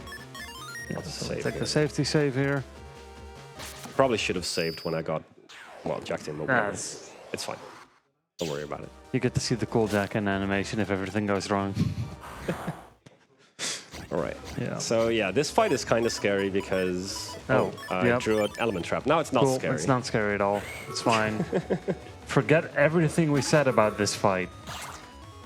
Essentially, this fight can be really scary because these are aquaviruses. So if you heat cross, you will just die. But the thing is that fan in the back will blow you to the back of the area, and then you get stuck in all of the bubbles that starfish is blowing. Yeah, getting hit by one of those bubbles from the starfish deals a lot of damage and freezes you in place. And it shoots out 3 of them, so you can get hit, unfrozen, and then hit again. And if that fish then lines up and also targets you, you're just dead. The rest of these fights are perfectly fine. Not really a problem with them. The airplanes always hit me. Yeah. This one is actually kind of annoying if you don't draw element trap or black bomb. Because these guys move around randomly and they can just kind of... Yeah, they can break the panels as well. Oh, I drew element trap. There you go, perfect. So element trap I personally really like because it prevents me from thinking about having to do anything else. And my argument is always element trap is time safe because thinking is time loss. Agreed. Yeah, on the top level, people have started to just not even take element trap. Yeah. Element trap is still kind of okay because it's null element and it's star coded, so you can use it to charge up with beast out. Yeah. But it's just the fact that using it is so slow because it dims the screen once when you use it, and then it dims the screen again when you're like activating it. So there's like a lot of animation involved with it. So top runners have started to just not take it at all. They just don't pick it up anymore. There is still a little bit of discussion on this, though. Yeah. Like it's not entirely obvious which option is optimal, and it's probably more preference at this point. So we kick the side of the locker, and a man in a brown suit rolls out. And then we walk through his legs. Yep. Don't worry about it. So we want to go down the stairs, but the stairs blow up. This is not an issue normally, but there's only one way to go there. Yeah. So now we have to find a way to jump over there. So another successful copybot skip. I actually almost forgot. Let's see. So I think, should I? I'll show the cutscene for a moment. Yeah, it's a very silly cutscene. It's funny. So yeah, the stairs are gone, and Mega Man suggests that maybe... Oh, I almost skipped the cutscene. Yeah, out of habit. So Mega Man just says, "Oh, I can jump that way, and then when you jump, I'll catch you." We picked up an umbrella somewhere at some point. I don't even remember where. No. But yeah, so Lan is just floating around up in here. And everything is going well until it doesn't.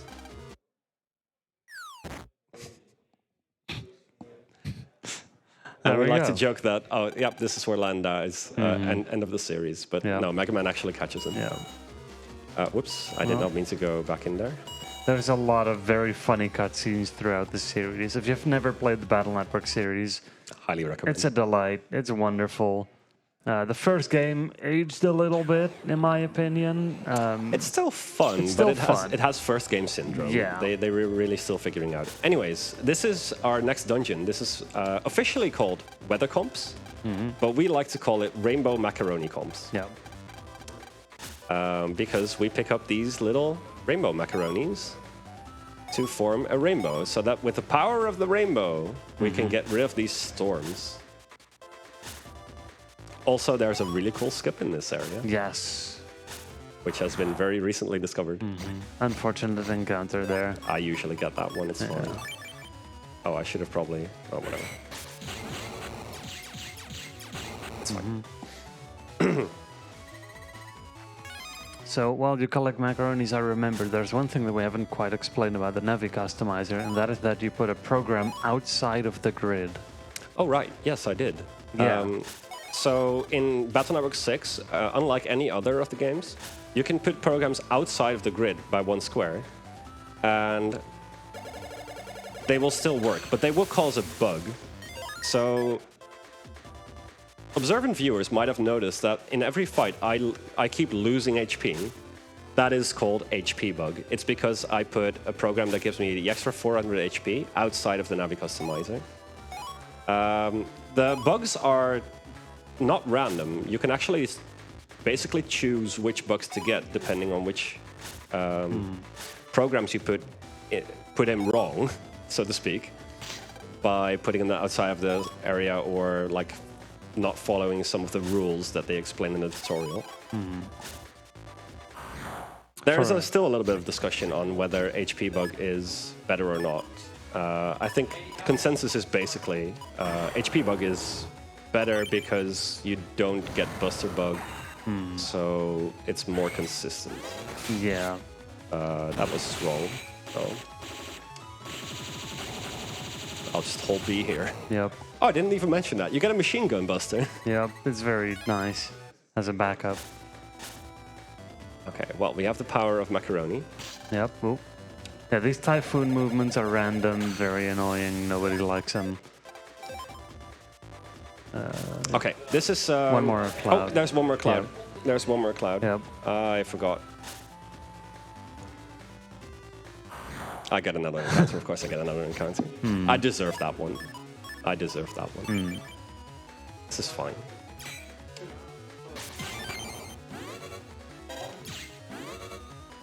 I get to show off some more possible counters, you know. Yeah, you can also get pulse bulb fights in this area, Yep. unfortunately. Wonderful. Okay, I forgot about the other one. Yeah. Let's see. There There he you is. are. Perfect circle. So this is a legacy collection thing, isn't it? Yes. Yeah. But let's talk about this skip, Yeah, because yeah. don't blink right now. We're going to go out of bounds. There we go. Perfect. This was recently found. It's called Blackjack Skip. It was found just before the Legacy Collection released. So shoutouts to Blackjack. Shoutouts to Blackjack, Very cool indeed. runner. He found that spot accidentally, by the way, by getting a random encounter, getting so tilted he went the wrong way. And then, yeah, he just went out of bounds, and everybody was really surprised. And now we just know how to go out of bounds here, and we can skip the entire last area of this dungeon. Also, Element Man goes into different elements, but we just kill him with flamethrowers anyway, so it doesn't matter. Because in both versions, he takes the same order of elements regardless. And the first one that he happens to go into is like the wood element. Yeah, so we And, deal double damage. You know, we have heat, cross, so yeah. Let's see, I go to green tone. So now we go into the next part of who gets to be the tour guide for the exposition. Right. And we have to compete with a couple extra people, some of whom will actually give us cross navies if we were so inclined to get them. But we're not, because that takes time. Yeah, there's also a cross-navi character right over there, but we never see him. It is my favorite net navi of the series right there, Slashman. Yeah. So for this bit, we don't actually need to be here just yet. but this is just to set up a shortcut. We used to just jack in at home and go to Undernet, because that's where we actually need to be. But it turns out that getting this shortcut to our homepage and then going that way sets us up for being here when we actually need to be here. Yeah, so we go to Greentown in order to get the green banner, to take the green banner, to take the sky banner, to go to the Undernet. Just because we need to be in Greentown next. It makes sense when you think about it, I swear. So the movement here is kind of fun. There's a small chance of getting an encounter, like right there. And the viruses here are actually kind of dangerous. They're kind of scary. But I think we should be fine. Yeah.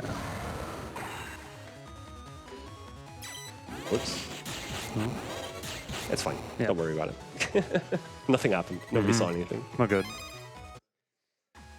Okay. So we talk to this guy, and there's a door that doesn't open, because of course there's a door that doesn't open. And he tells us that there's like this really dangerous criminal who put that door there, and they're the only person who know the password to it. Yep. So we go ask around here in the punishment room, which is appropriately actually called the punishment room. And this guy tells us, yeah, this person was really a bad criminal, but they did their time and we released them, and now they're like somewhere in Seaside, I think. Yep. So yeah, we go to Seaside, and there's like really, I don't think there's any indication of who you actually need to talk to. Nope. You just kind of try. I believe they tell you like somebody who works at a toy shop. Oh, right. Okay, so they do give you a hint. Yeah. And it turns out it's this girl. And at first she doesn't want to admit that she's the big criminal we're looking for. But then she goes, there, I have a dark past. And yeah, you... and the password is money hats. Yep. And I'm pretty sure that's a reference to something. That's the virus that spawns in the Undernet area. The Oh, one with really? the little hat that throws the flash bombs. Oh, so they're called money hats? Yeah. Okay. Yeah, see, I've been playing on the Japanese version for so long without actually knowing how to read Japanese that I forget what all these viruses are called. They're tiny little guys with big hats wearing shades. And they stun you. Yep. And very fun thing is if you hit them with the wind element chips or just wind element damage. You blow off their sunglasses. Yeah, you blow off their sunglasses and they freak out and they throw the flash bombs on their own terrain. Oh, that is amazing. So, anyways, so for this competition, what we're actually doing is we are tasked with finding the Moonstone.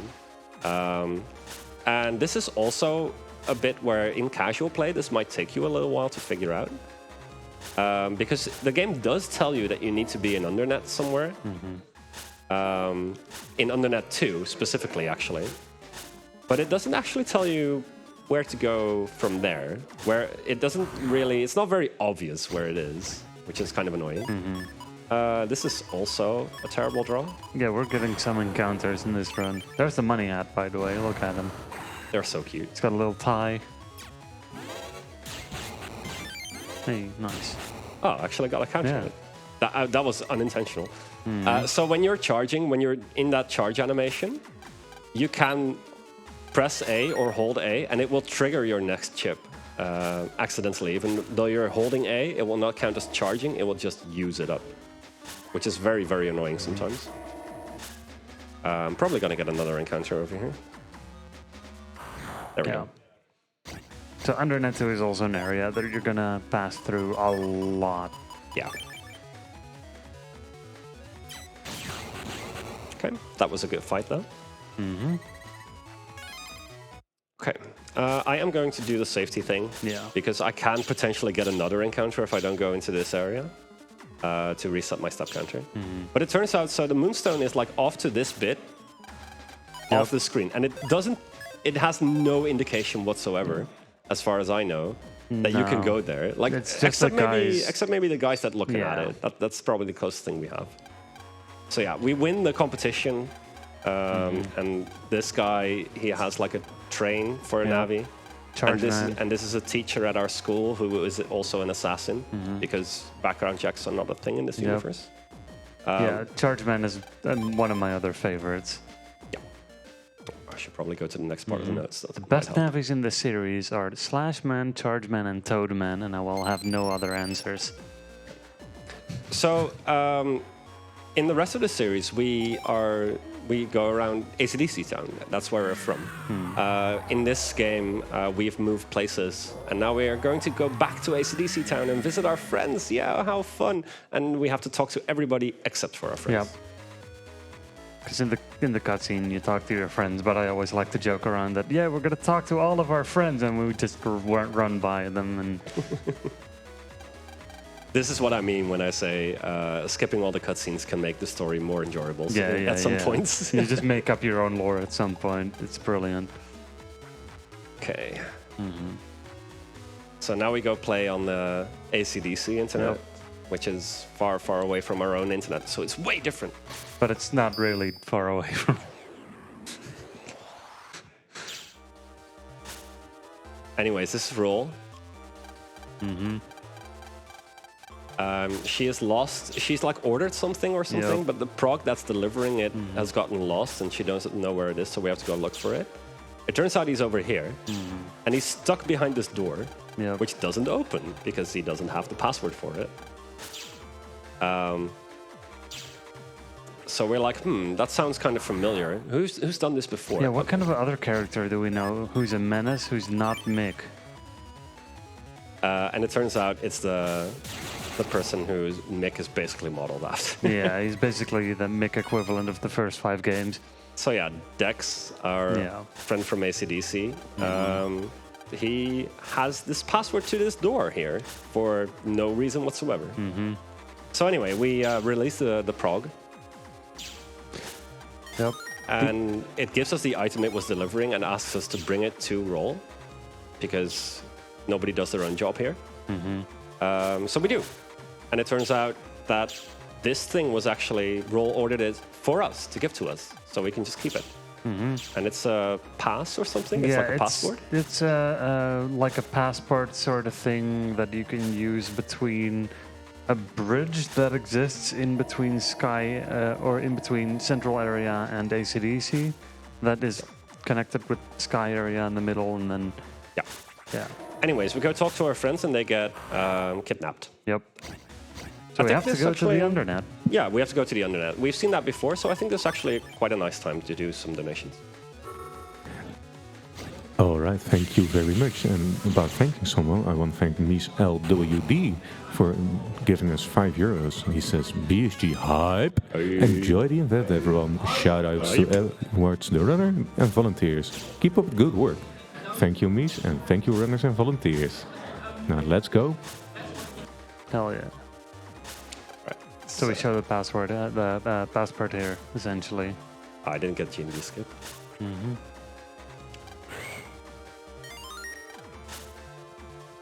So we're heading towards the Undernet again.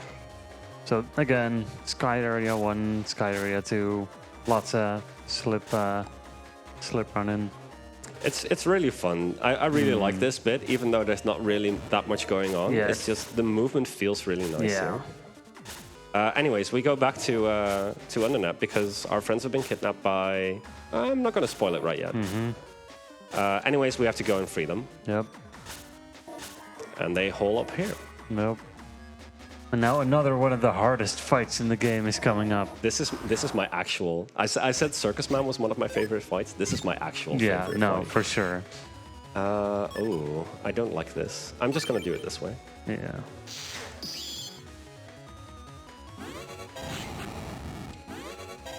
Okay.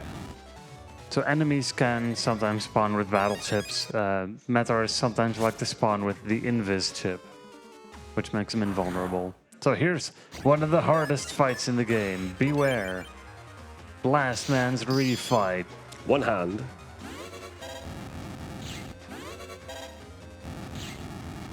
This is clutch. Yeah, this is really difficult. Yep. Tight gameplay. Yeah, ooh, almost. Oh, you almost got me that time. Yep, no, yep. And we got him. Good fight. Okay, the next fight is actually slightly more interesting. Yeah.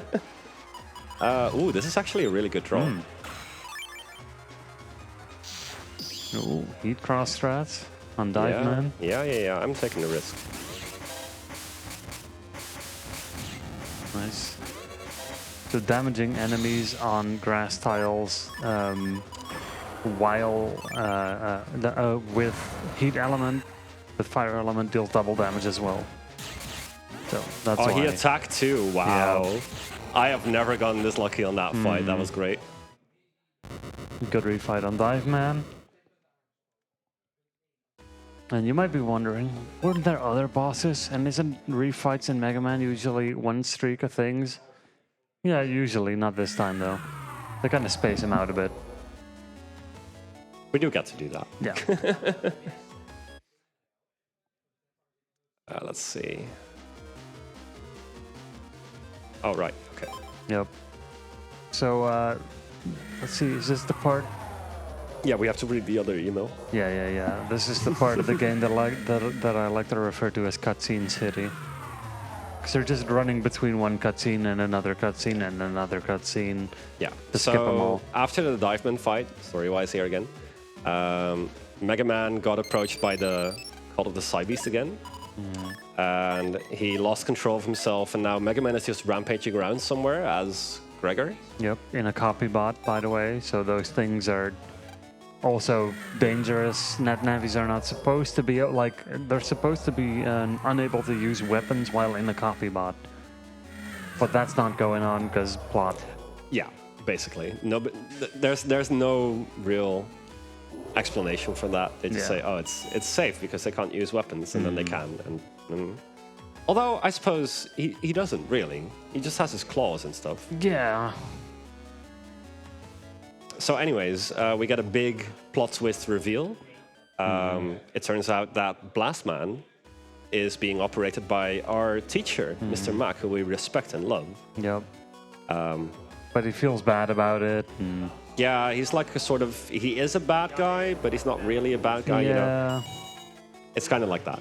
Anyways, so Mega Man is still out there somewhere on the internet now. We stopped, or actually Iris stopped him in the copy bot, and now he ran away to the internet.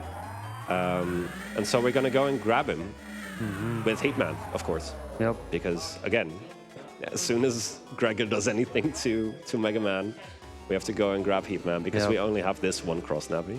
Hitman is the true hero of the story. Honestly, arguably, yeah. Yeah.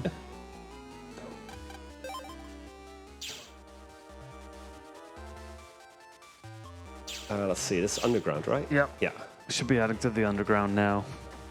Because the Psybeast in Mega Man gets all upsetty spaghetti and just wants to go for a nap. So the Psybeast goes back to where it's from to sleep in its den, essentially.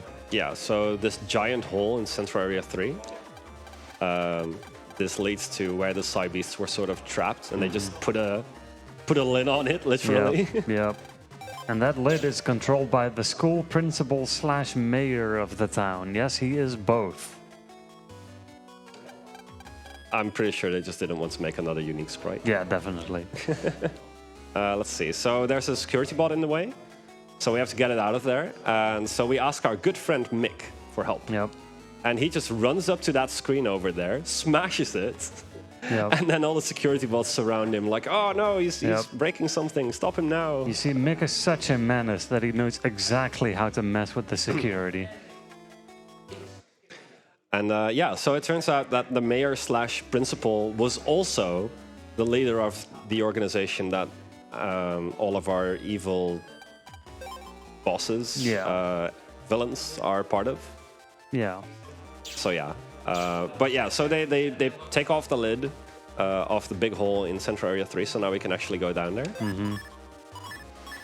And unfortunately, I always realize this at this point, as if I don't know what's coming up, or at least, well, I should know, but I always forget. This underground bit is another soul weapons bit. Yep. We've seen this before. It's not really any different than the other parts. It's harder to figure out casually because there's just more of it. But of course, we know the pattern to all of it. Yeah, you just kind of memorize what to do here. So if there is any announcements, donations, maybe somebody in chat knows a good joke. now would be the time.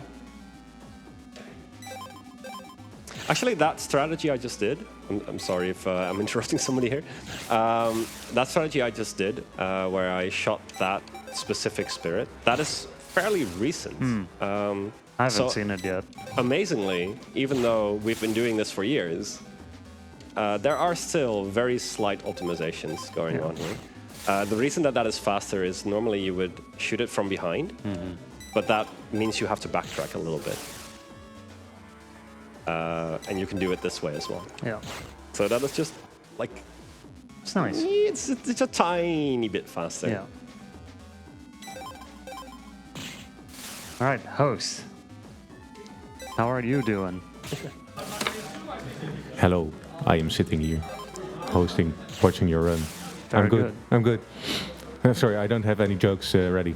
I'm usually the dead jokes kind of guy. Where am I going? Yeah, left around. So, are you lost?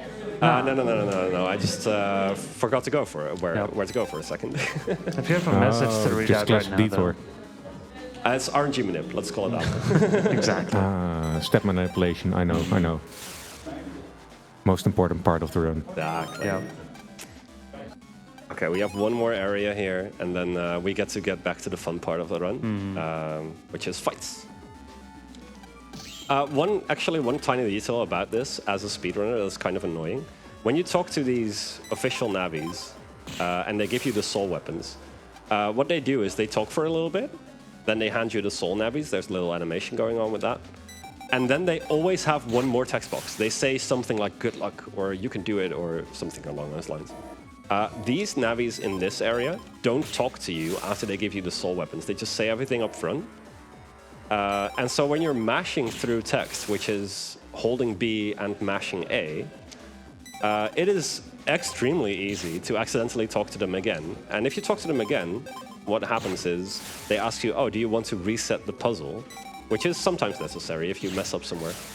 You might not have enough weapons to actually finish the puzzle, so you have to go back to them to replenish your weapons. But because that takes time, the evil spirits have time to recover or something. Yeah, I don't know. Blah, blah, blah.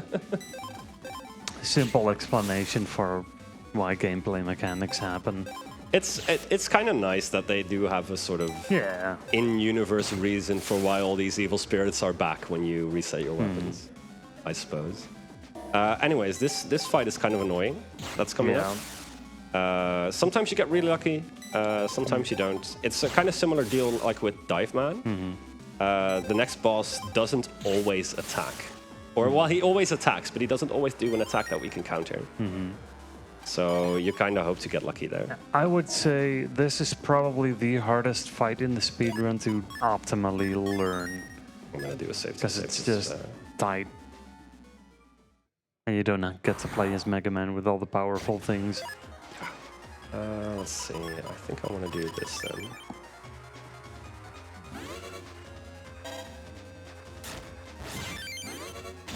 Okay, well, he did the attack immediately. And again. Ooh. I think I want to do this then. That was not it. Well. That was. Not it. Got it. Nice. Very good. That was a really solid fight. I was really pleased with that. And now with Colonel, who's the next boss, there's a little trick. We do a little AI loop manipulation here to make him do the same attack over and over again. We got it. Yeah.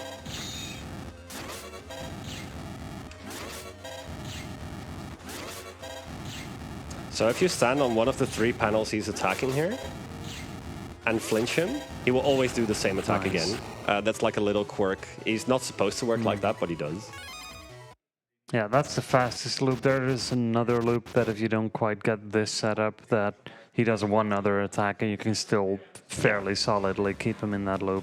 Now, fans of the Battle Network series will know that Colonel is actually present in Battle Network 5 as well, but only in one of the versions. So in this game, LAN finds Colonel. He's a pivotal character in the story here, and he just goes, no, but we've gone through so much. And if you have not played the Colonel version of Battle Network 5, you'll just be like, who's this guy?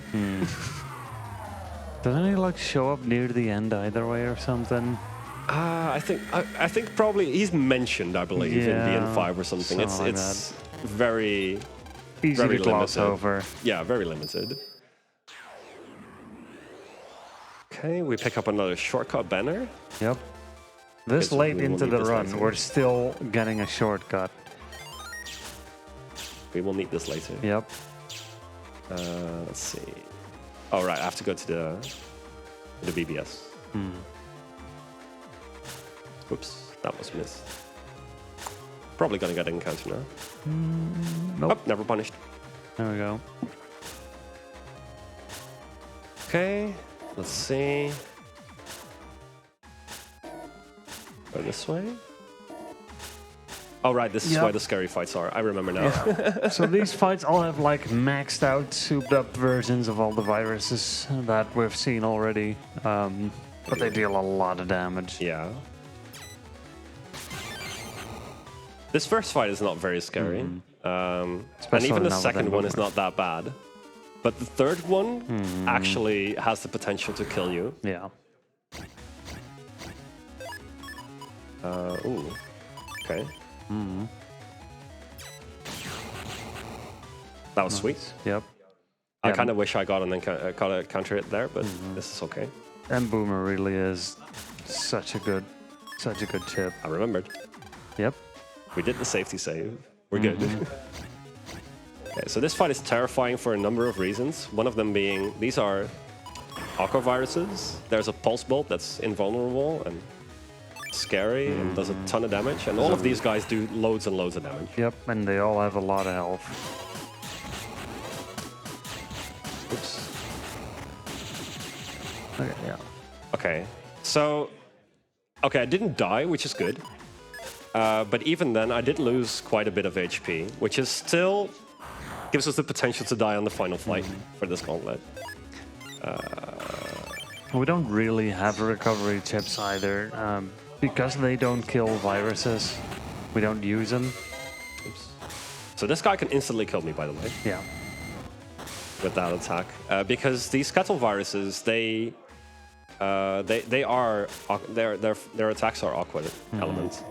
I'm gonna do another safety save. Just Yeah. this fight can go south really, really quick. Mostly because of those Quaker enemies there. Just They gonna do it this deal way. so much damage. I'm just gonna damage boost.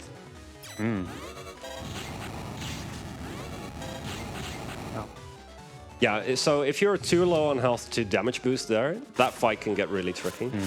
But if you still have enough damage to take at least one, maybe two hits, then that fight is kind of trivial. Yeah, so we read that one specific message on the Undernet BBS because it gives us information on where the villains are hiding right now, which happens to be on an airstrip, like a helicopter landing thing. I'm not entirely sure why. I don't know, they just found it a convenient location. I guess so. Right next to the train station, nice and quick. All right, yeah, okay. Yeah. Let's see, we're at 6-1. All right, I have to go to the park now. Right. People usually just walk that way anyway, so they automatically trigger, but I do like a slightly different type of movement there, so Yeah. I always miss that and Yeah. just go home instead. So we have a little Groundhog Day moment where we warp to the school, then we leave the school to go home, and we get warped back to the school. Yeah, but this time we have to invite all of our friends to Yes. come to the expo, because as the tour guide, or the operator of the tour guides, technically speaking, we get to go to the expo early, and we can bring a bunch of our friends. So we do. Yeah, we even invite that guy, whoever that is. Tab is kind of the tag-along friend, the third wheel, so to speak. Yeah, and in the speedrun, you skip so much that you don't really see him. You just talk to him like twice when you have to. I think it's kind of sweet that we do also invite Chod. Yeah, like we Even though he says no. we preemptively kind of know that Protoman and Chad don't want to show up, but we still invite him because we're totally not friends. Wink. They're rivals. That wasn't a counter, okay. I was wondering when we were going to get that one. This is horrible. Yeah. Please don't do this to me, game. Yeah, your chut draws have been interesting this run. It's fine. What was that?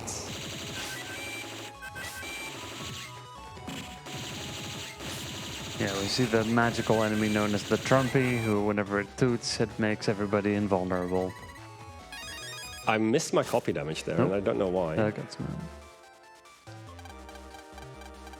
I think it looked like the enemy was like moving, and I think the targeting thought it was at the bottom row when it wasn't yet. Virus Master Glide is being nice today, at least. He's not really Virus Master Glide anymore, now that we can't do Slipwalk. In the GBA version, when you can do the glitch called Slipwalking, that is the only spot in that area where you can actually get an encounter. The rest of the time, you just can't get encounters. Anyways, we invited all of our friends. It's the next day now. We remember to talk to Mom, say hi. And now we go and have fun on the expo with the best music in the entire game.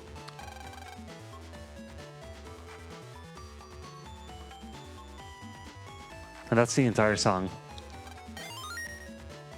Don't worry, this area isn't very long.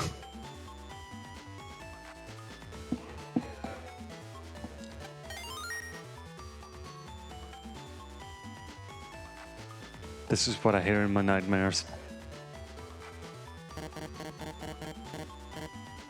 Our button strats. I practiced.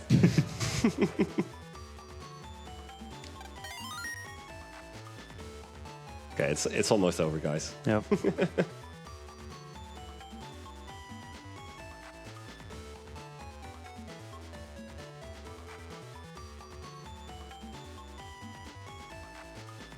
And now we're back to panic music. Oh, thank God. Finally, panic music. The soothing sound of panic music. So, it turns out that the expo was just a front for World 3, which is written WWW, confusingly. Yep. And yeah, they're just like a sort of internet cyber terrorist organization hanging around here. It's Dr. Wily in charge. Yeah. So there's all these evil Navis in copybots hanging out in the real world now, looking for us. But they don't see us when we don't talk to them, so that's good. They can only see people that they can interact with. Or something. I guess that's a thing. Anyways, let's go do Expo comps. Yes, and this is essentially, if you know your classic Mega Mans, these are kind of your Wily Fortress stages. They are new versions of the old dungeons, essentially, singular maps of them. With amped up viruses. With the same gimmicks as the original comps. I still miss Slipwalk here. Yeah, Slipwalk in this area. So just to quickly actually explain Slipwalk, you kind of, by simultaneously interacting with mystery data or NPCs, depending on the version, it's also... Yeah, that doesn't matter. Yeah, whatever. Interacting with something? Yep. If you do that at the same frame, you go into a mode where you, at the normal running speed, have the effect of the slipwalking. The slip running. So that means you just don't get encounters while in that state. And you can just normally navigate around everywhere. Yeah. That does cancel itself, however, when you touch a wall or an NPC or, you know, such things. So you just carefully navigate around to get 0 encounters in this entire area. Yeah, I can sort of understand why they would get rid of it, because it is very easy to get into that state, actually. Yep. Even accidentally. And it has the potential to soft lock your game, which is obviously not something that you want to keep in as a game developer. Yeah, if you go into a teleporter, for instance, in that state, then the game just freezes up. Yep, it just keeps running, but you can't do any more inputs. Okay, it is fine.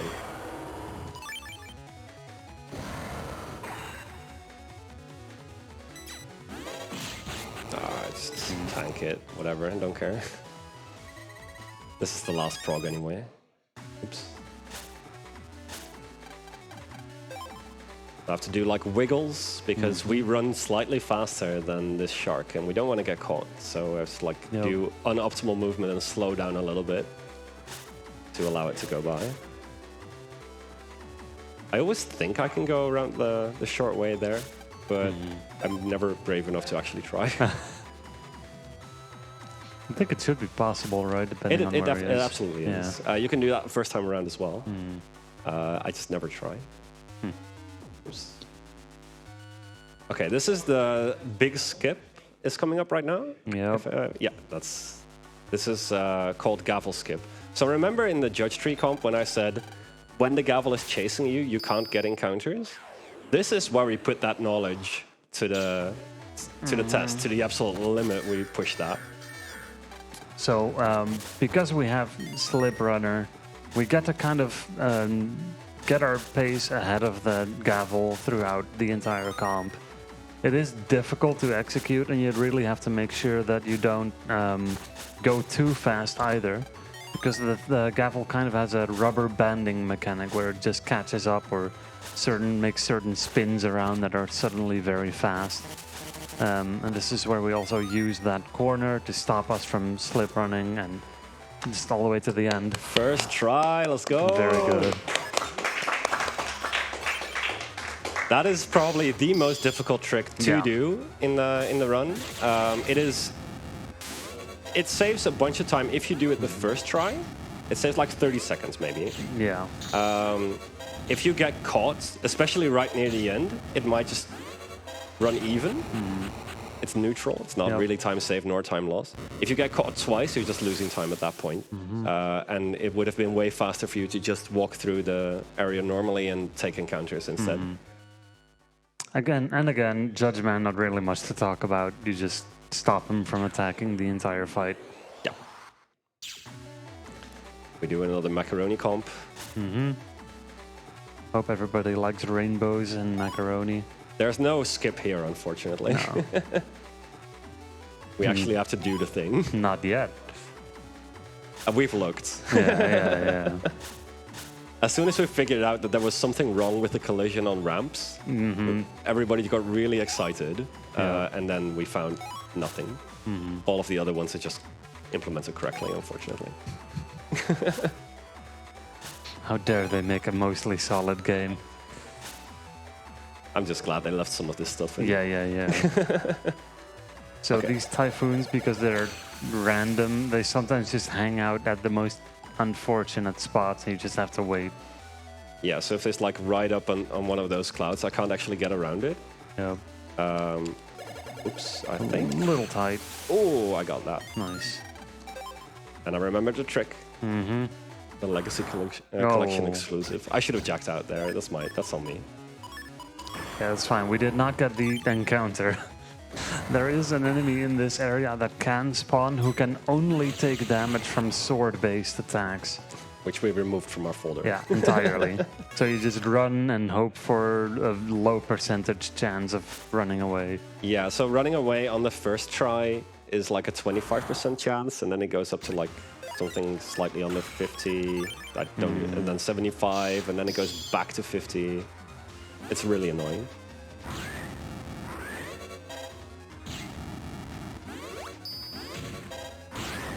I was hoping to get the counter hit there. This is fine. Nice. Quad damage. And he didn't turn red. It's all good. He didn't actually make it to the next element. I'm pleased with that.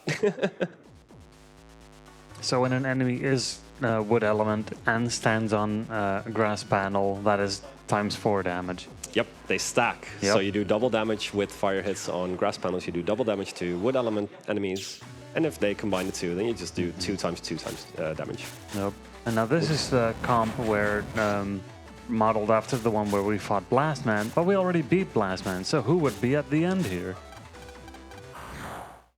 Also, there's not Mr. Progs that we have to extinguish. There's evil spirits.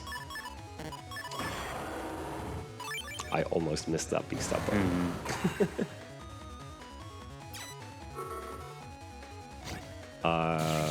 Oops.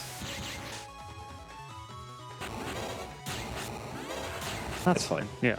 It's fine. Don't worry about it. Nobody saw anything. Nope, nothing went wrong. That's what I meant with. So while you're doing like sort of forced movement, the jumps around and the swipes with beast in beast out, if you hold A little too early there, even if you hold it, it doesn't count as a hold, and it just presses A afterwards. It just sort of buffers it, which is really annoying. I'm gonna do it the traditional way there. I could have used the air spin there, but I'm just gonna do this. I think I took a little bit of extra damage there. This next fight is actually kind of scary to me. This fight has killed me. There is an before. enemy that just deals a lot of damage and it can stun you. And I'm just gonna say just smart. Just to be sure. We're not gonna be pulling any crayons today. Oh, I drew element. Right? Oh, okay, never perfect. mind. Yeah, I can no. stop thinking. Easy fight. Forget everything we just said.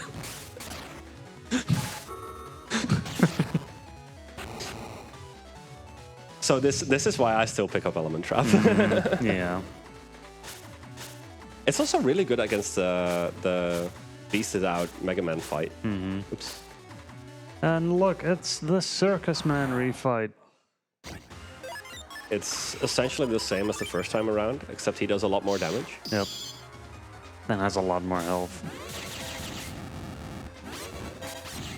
Oh, and he when he does his tense attack, he attacks you 3 times.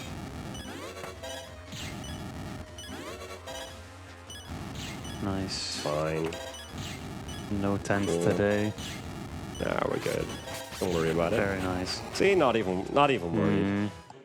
That bleeping sound indicating that I'm low health, that's a lie. Yeah, no, about never happened. Save. Yeah, I remembered. All right.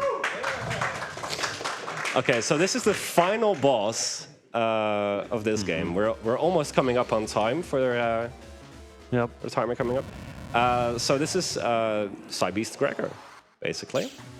In the other version, you fight Falzar. In this version, it's Gregar. There's like this little bit. You can get an encounter here, by the way, but you usually don't. No. So Gregar is kind of interesting. You talk about him, I'll try and kill him. Yeah, first, important for the attack to know, time is on final hit on Gregar. So as soon as he goes down, we'll try to be on it. So Gregar has a ton of really high damaging moves. He hops around a bunch, as you can see. He can do this, which is my most hated attack that he does. And the strat is to double hit him a couple of times with the Heat Cross, then do the Beast Out mode on top of the Heat Cross, which gives you the special form, and then you charge null element chips to damage Gregar further with this charged up thing. The great thing about Gregar is that his hitbox is a couple of tiles, so you can hit him at the same time with attacks that have multi-panel things. So we got very good dodging here. We got very good chip draws to make this all work. We just have a couple more attacks to do, and then that should be time. Let's see what he does. Time. There we go.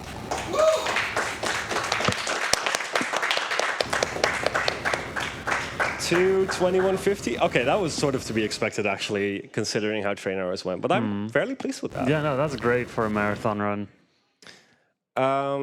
So, what I wanted to do, since we're like sort of well underestimate on, I'm proud of that. But let's see the schedule fix itself a little bit. I figured I would showcase a tiny little bit of extra content. If that is okay. We got a thumbs up. All right, we got the thumbs up. So we could see the credits and get to see the in-game time, but let's not do that. We saved, so we actually get to go back. So what I want to show off first is related to the out-of-bounds trick, basically. The one all the way in Weathercomb. In Weathercomb. So let's go there first. Also, a wonderful thing that they fixed in the Legacy Collection is that in the normal games, when you finish the game and you beat Gregar, after you then reload, panic music everywhere. In the Legacy Collection, that no longer should be the case, even though it's playing right now. I think it's because I went back on my save. Oh, before the final... I just quit, yeah. Yeah. Let's see, so I want to go to Sky Area. Yep. Yeah, so normally if you beat Gregar, you sit through the credits and you get the save there, then... Yeah. It boots you back to the title screen. And if you then load your save, in the original version, the panic music is playing everywhere. And it shouldn't be. Mm-hmm. But in the Legacy Collection, it stops that and it goes back to normal music. So have fun in the post-game without constant panic music, everyone. Let's see, it's this way, isn't it? Yeah. The post-game in this game is, by the way, pretty big. All of the Battle Network games have a ton of post-game content. Lots of refights, difficult, amped-up versions. A lot of cool stuff. So, as you can see, when we got rid of the typhoons with the power of Rainbow Macaroni, it cleared up the weather. But since we didn't do that in the last area, it's still raining here. Yep. And the cloud that blocks our way to Element Man is also still here. So I did a little messing around with this, and it turns out that in this area, if you've ever seen videos about Super Mario and speedrunning and stuff, you might have heard about parallel universes. This game also has that. I'm actually in a parallel version of this same area, and I'm on the ramp now to the cloud.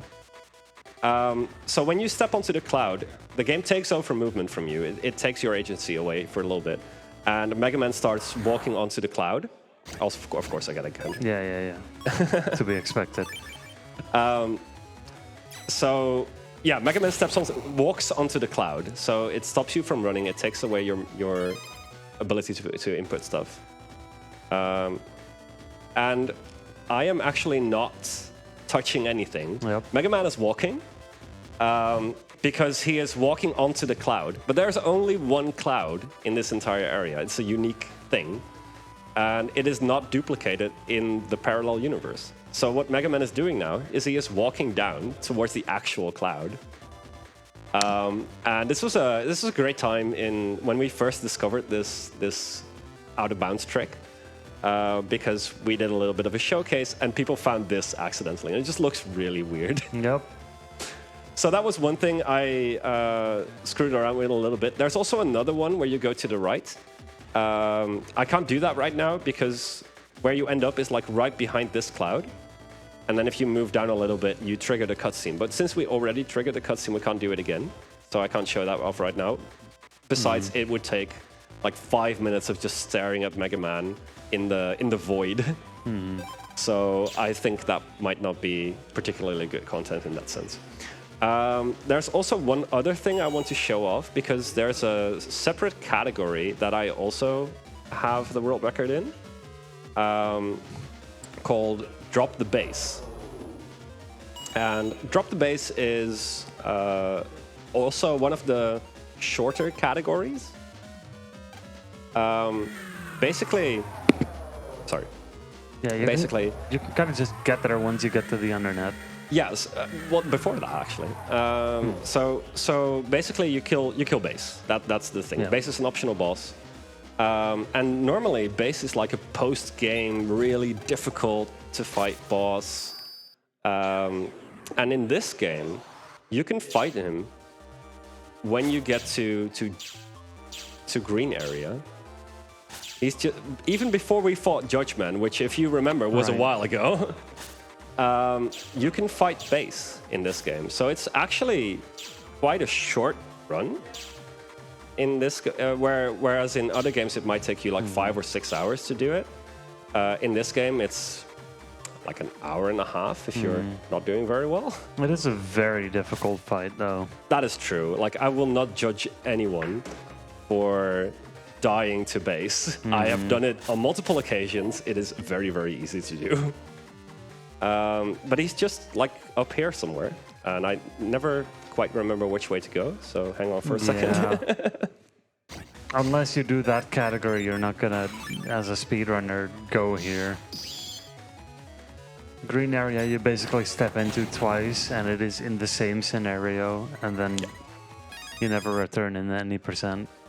Okay, so it's this way. That's good. And then I think it's the next path over here.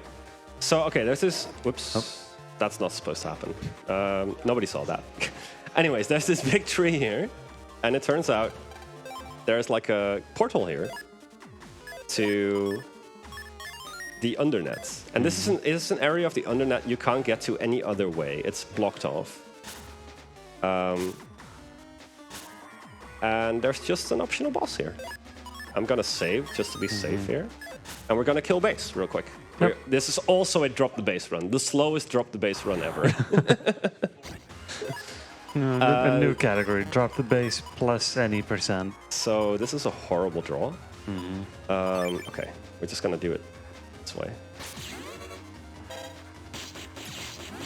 Yeah, so his attack patterns are very random and difficult to interpret with the area scatter attack. This is also a horrible draw, but slightly better. At least you can beast out to charge all these weak chips into big damage, including the recovery chip, which is a neutral chip in this game. In Battle Network 4, you have and Battle Network 5, you have them all be specific healing type chips. So safe strats for this fight are basically just dodge everything and try and flinch him whenever he tries to do that rake attack. Oops. And his attacks do a lot of damage. So if you do the dodge bit of the strategy not quite correctly, you just die. As I said, it is very easy to die to this boss. Like if he hits you twice, you're gone. Yeah, I've seen drop the base runs where both runners end up taking a couple of deaths because it's just how it is. What is up with these draws though? I don't know. Can we not? Like I know I stacked my folder this way, but please.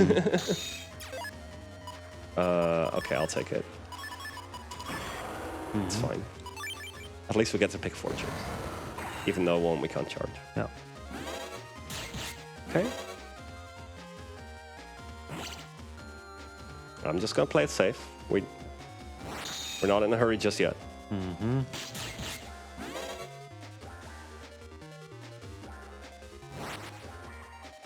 Careful, careful. Okay. Okay. We might actually be able to do it. That's all good. Ow. So yeah, so sometimes he does that, and it kind of... Okay, I actually have the potential to kill him.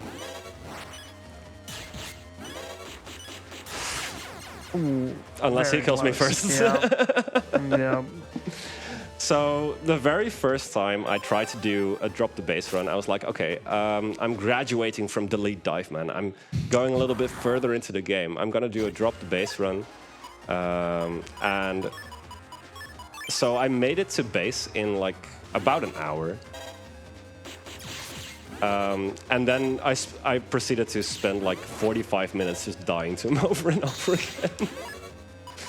Oh, this is actually a kind of decent draw. Yeah. It's not great, but we'll have to deal with it. 3's alright. Unless I miss one, that's bad.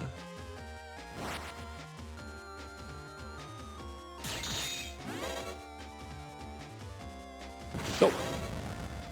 I hate that kind of move.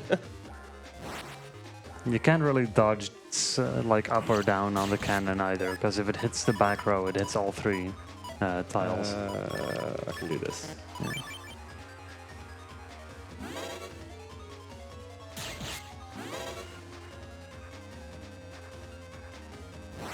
Oh, he just stood there for a second. Yeah, I wasn't quite sure what was going on there either. It was like, is he trying to decide how to kill me? I guess. This is really bad, actually.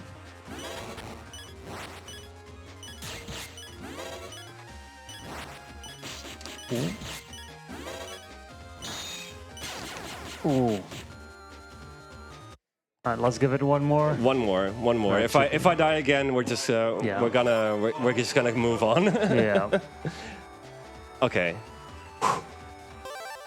Get him. I know I can do this. I've done it before. The leaderboard mods can confirm. I have killed this guy before. Okay. Yeah, this is a really good draw actually. So I'm quite pleased with that. Gonna have to play it a little bit safe. I got hit twice. That's not good. I got hit 3 times. This is very bad. Okay. I don't think I can do this actually, but we'll try. Move to the front. Okay.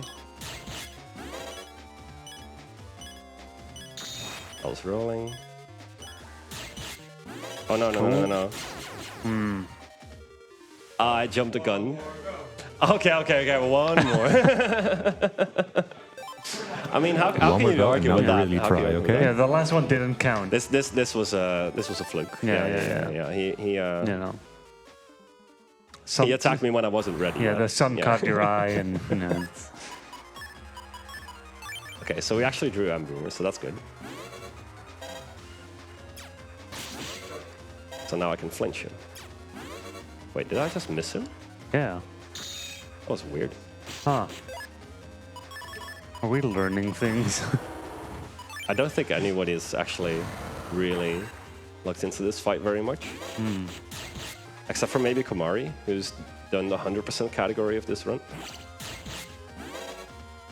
But even he, I think, doesn't really worry about this fight all that much. Because by the time he gets to it, I think he's way stronger.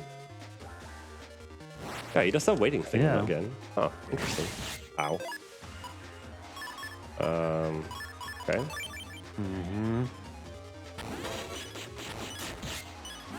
Okay, I had to do that. That's unfortunate.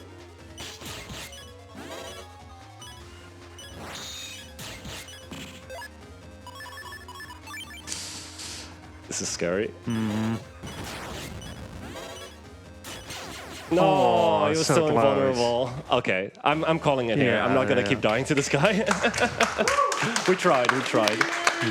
So yeah, that was Battle Network 6. Quick shout outs to the Team BN community, the Discord, and the leaderboards, of course, are run by them. Komari, Golden Experience, Curdle Games, Meta Ruler. There's a bunch of cool people there. I forgot to mention a couple of them, I'm very sure. Yeah, Rish. Rish is there. All of the people are really awesome more. there. So if you want to try and run this game, I highly recommend it. If you want to try any of the other Battle Networks, I highly recommend those as well, even though I don't know much about them myself. And if you just want a community to talk about Battle Network, and you're like, oh, I remember playing this game as a kid, we're also there. That's also what we're there for. So do you have anything else to add? No, thanks for joining BSG at the event. Hope you're having a good time here. Yeah, and I guess I think we're going up on Katana Zero by Recalled Insonoris, if I say that correctly. You are most certainly correct. Up next, Awesome. we will have Katana Zero by Recalled Insonoris. And I want to thank you, Killerchair, and crayoncrayoff. Thank you. And we'll go into a small intermission, setting up, and we'll see you next. Right. Bye-bye.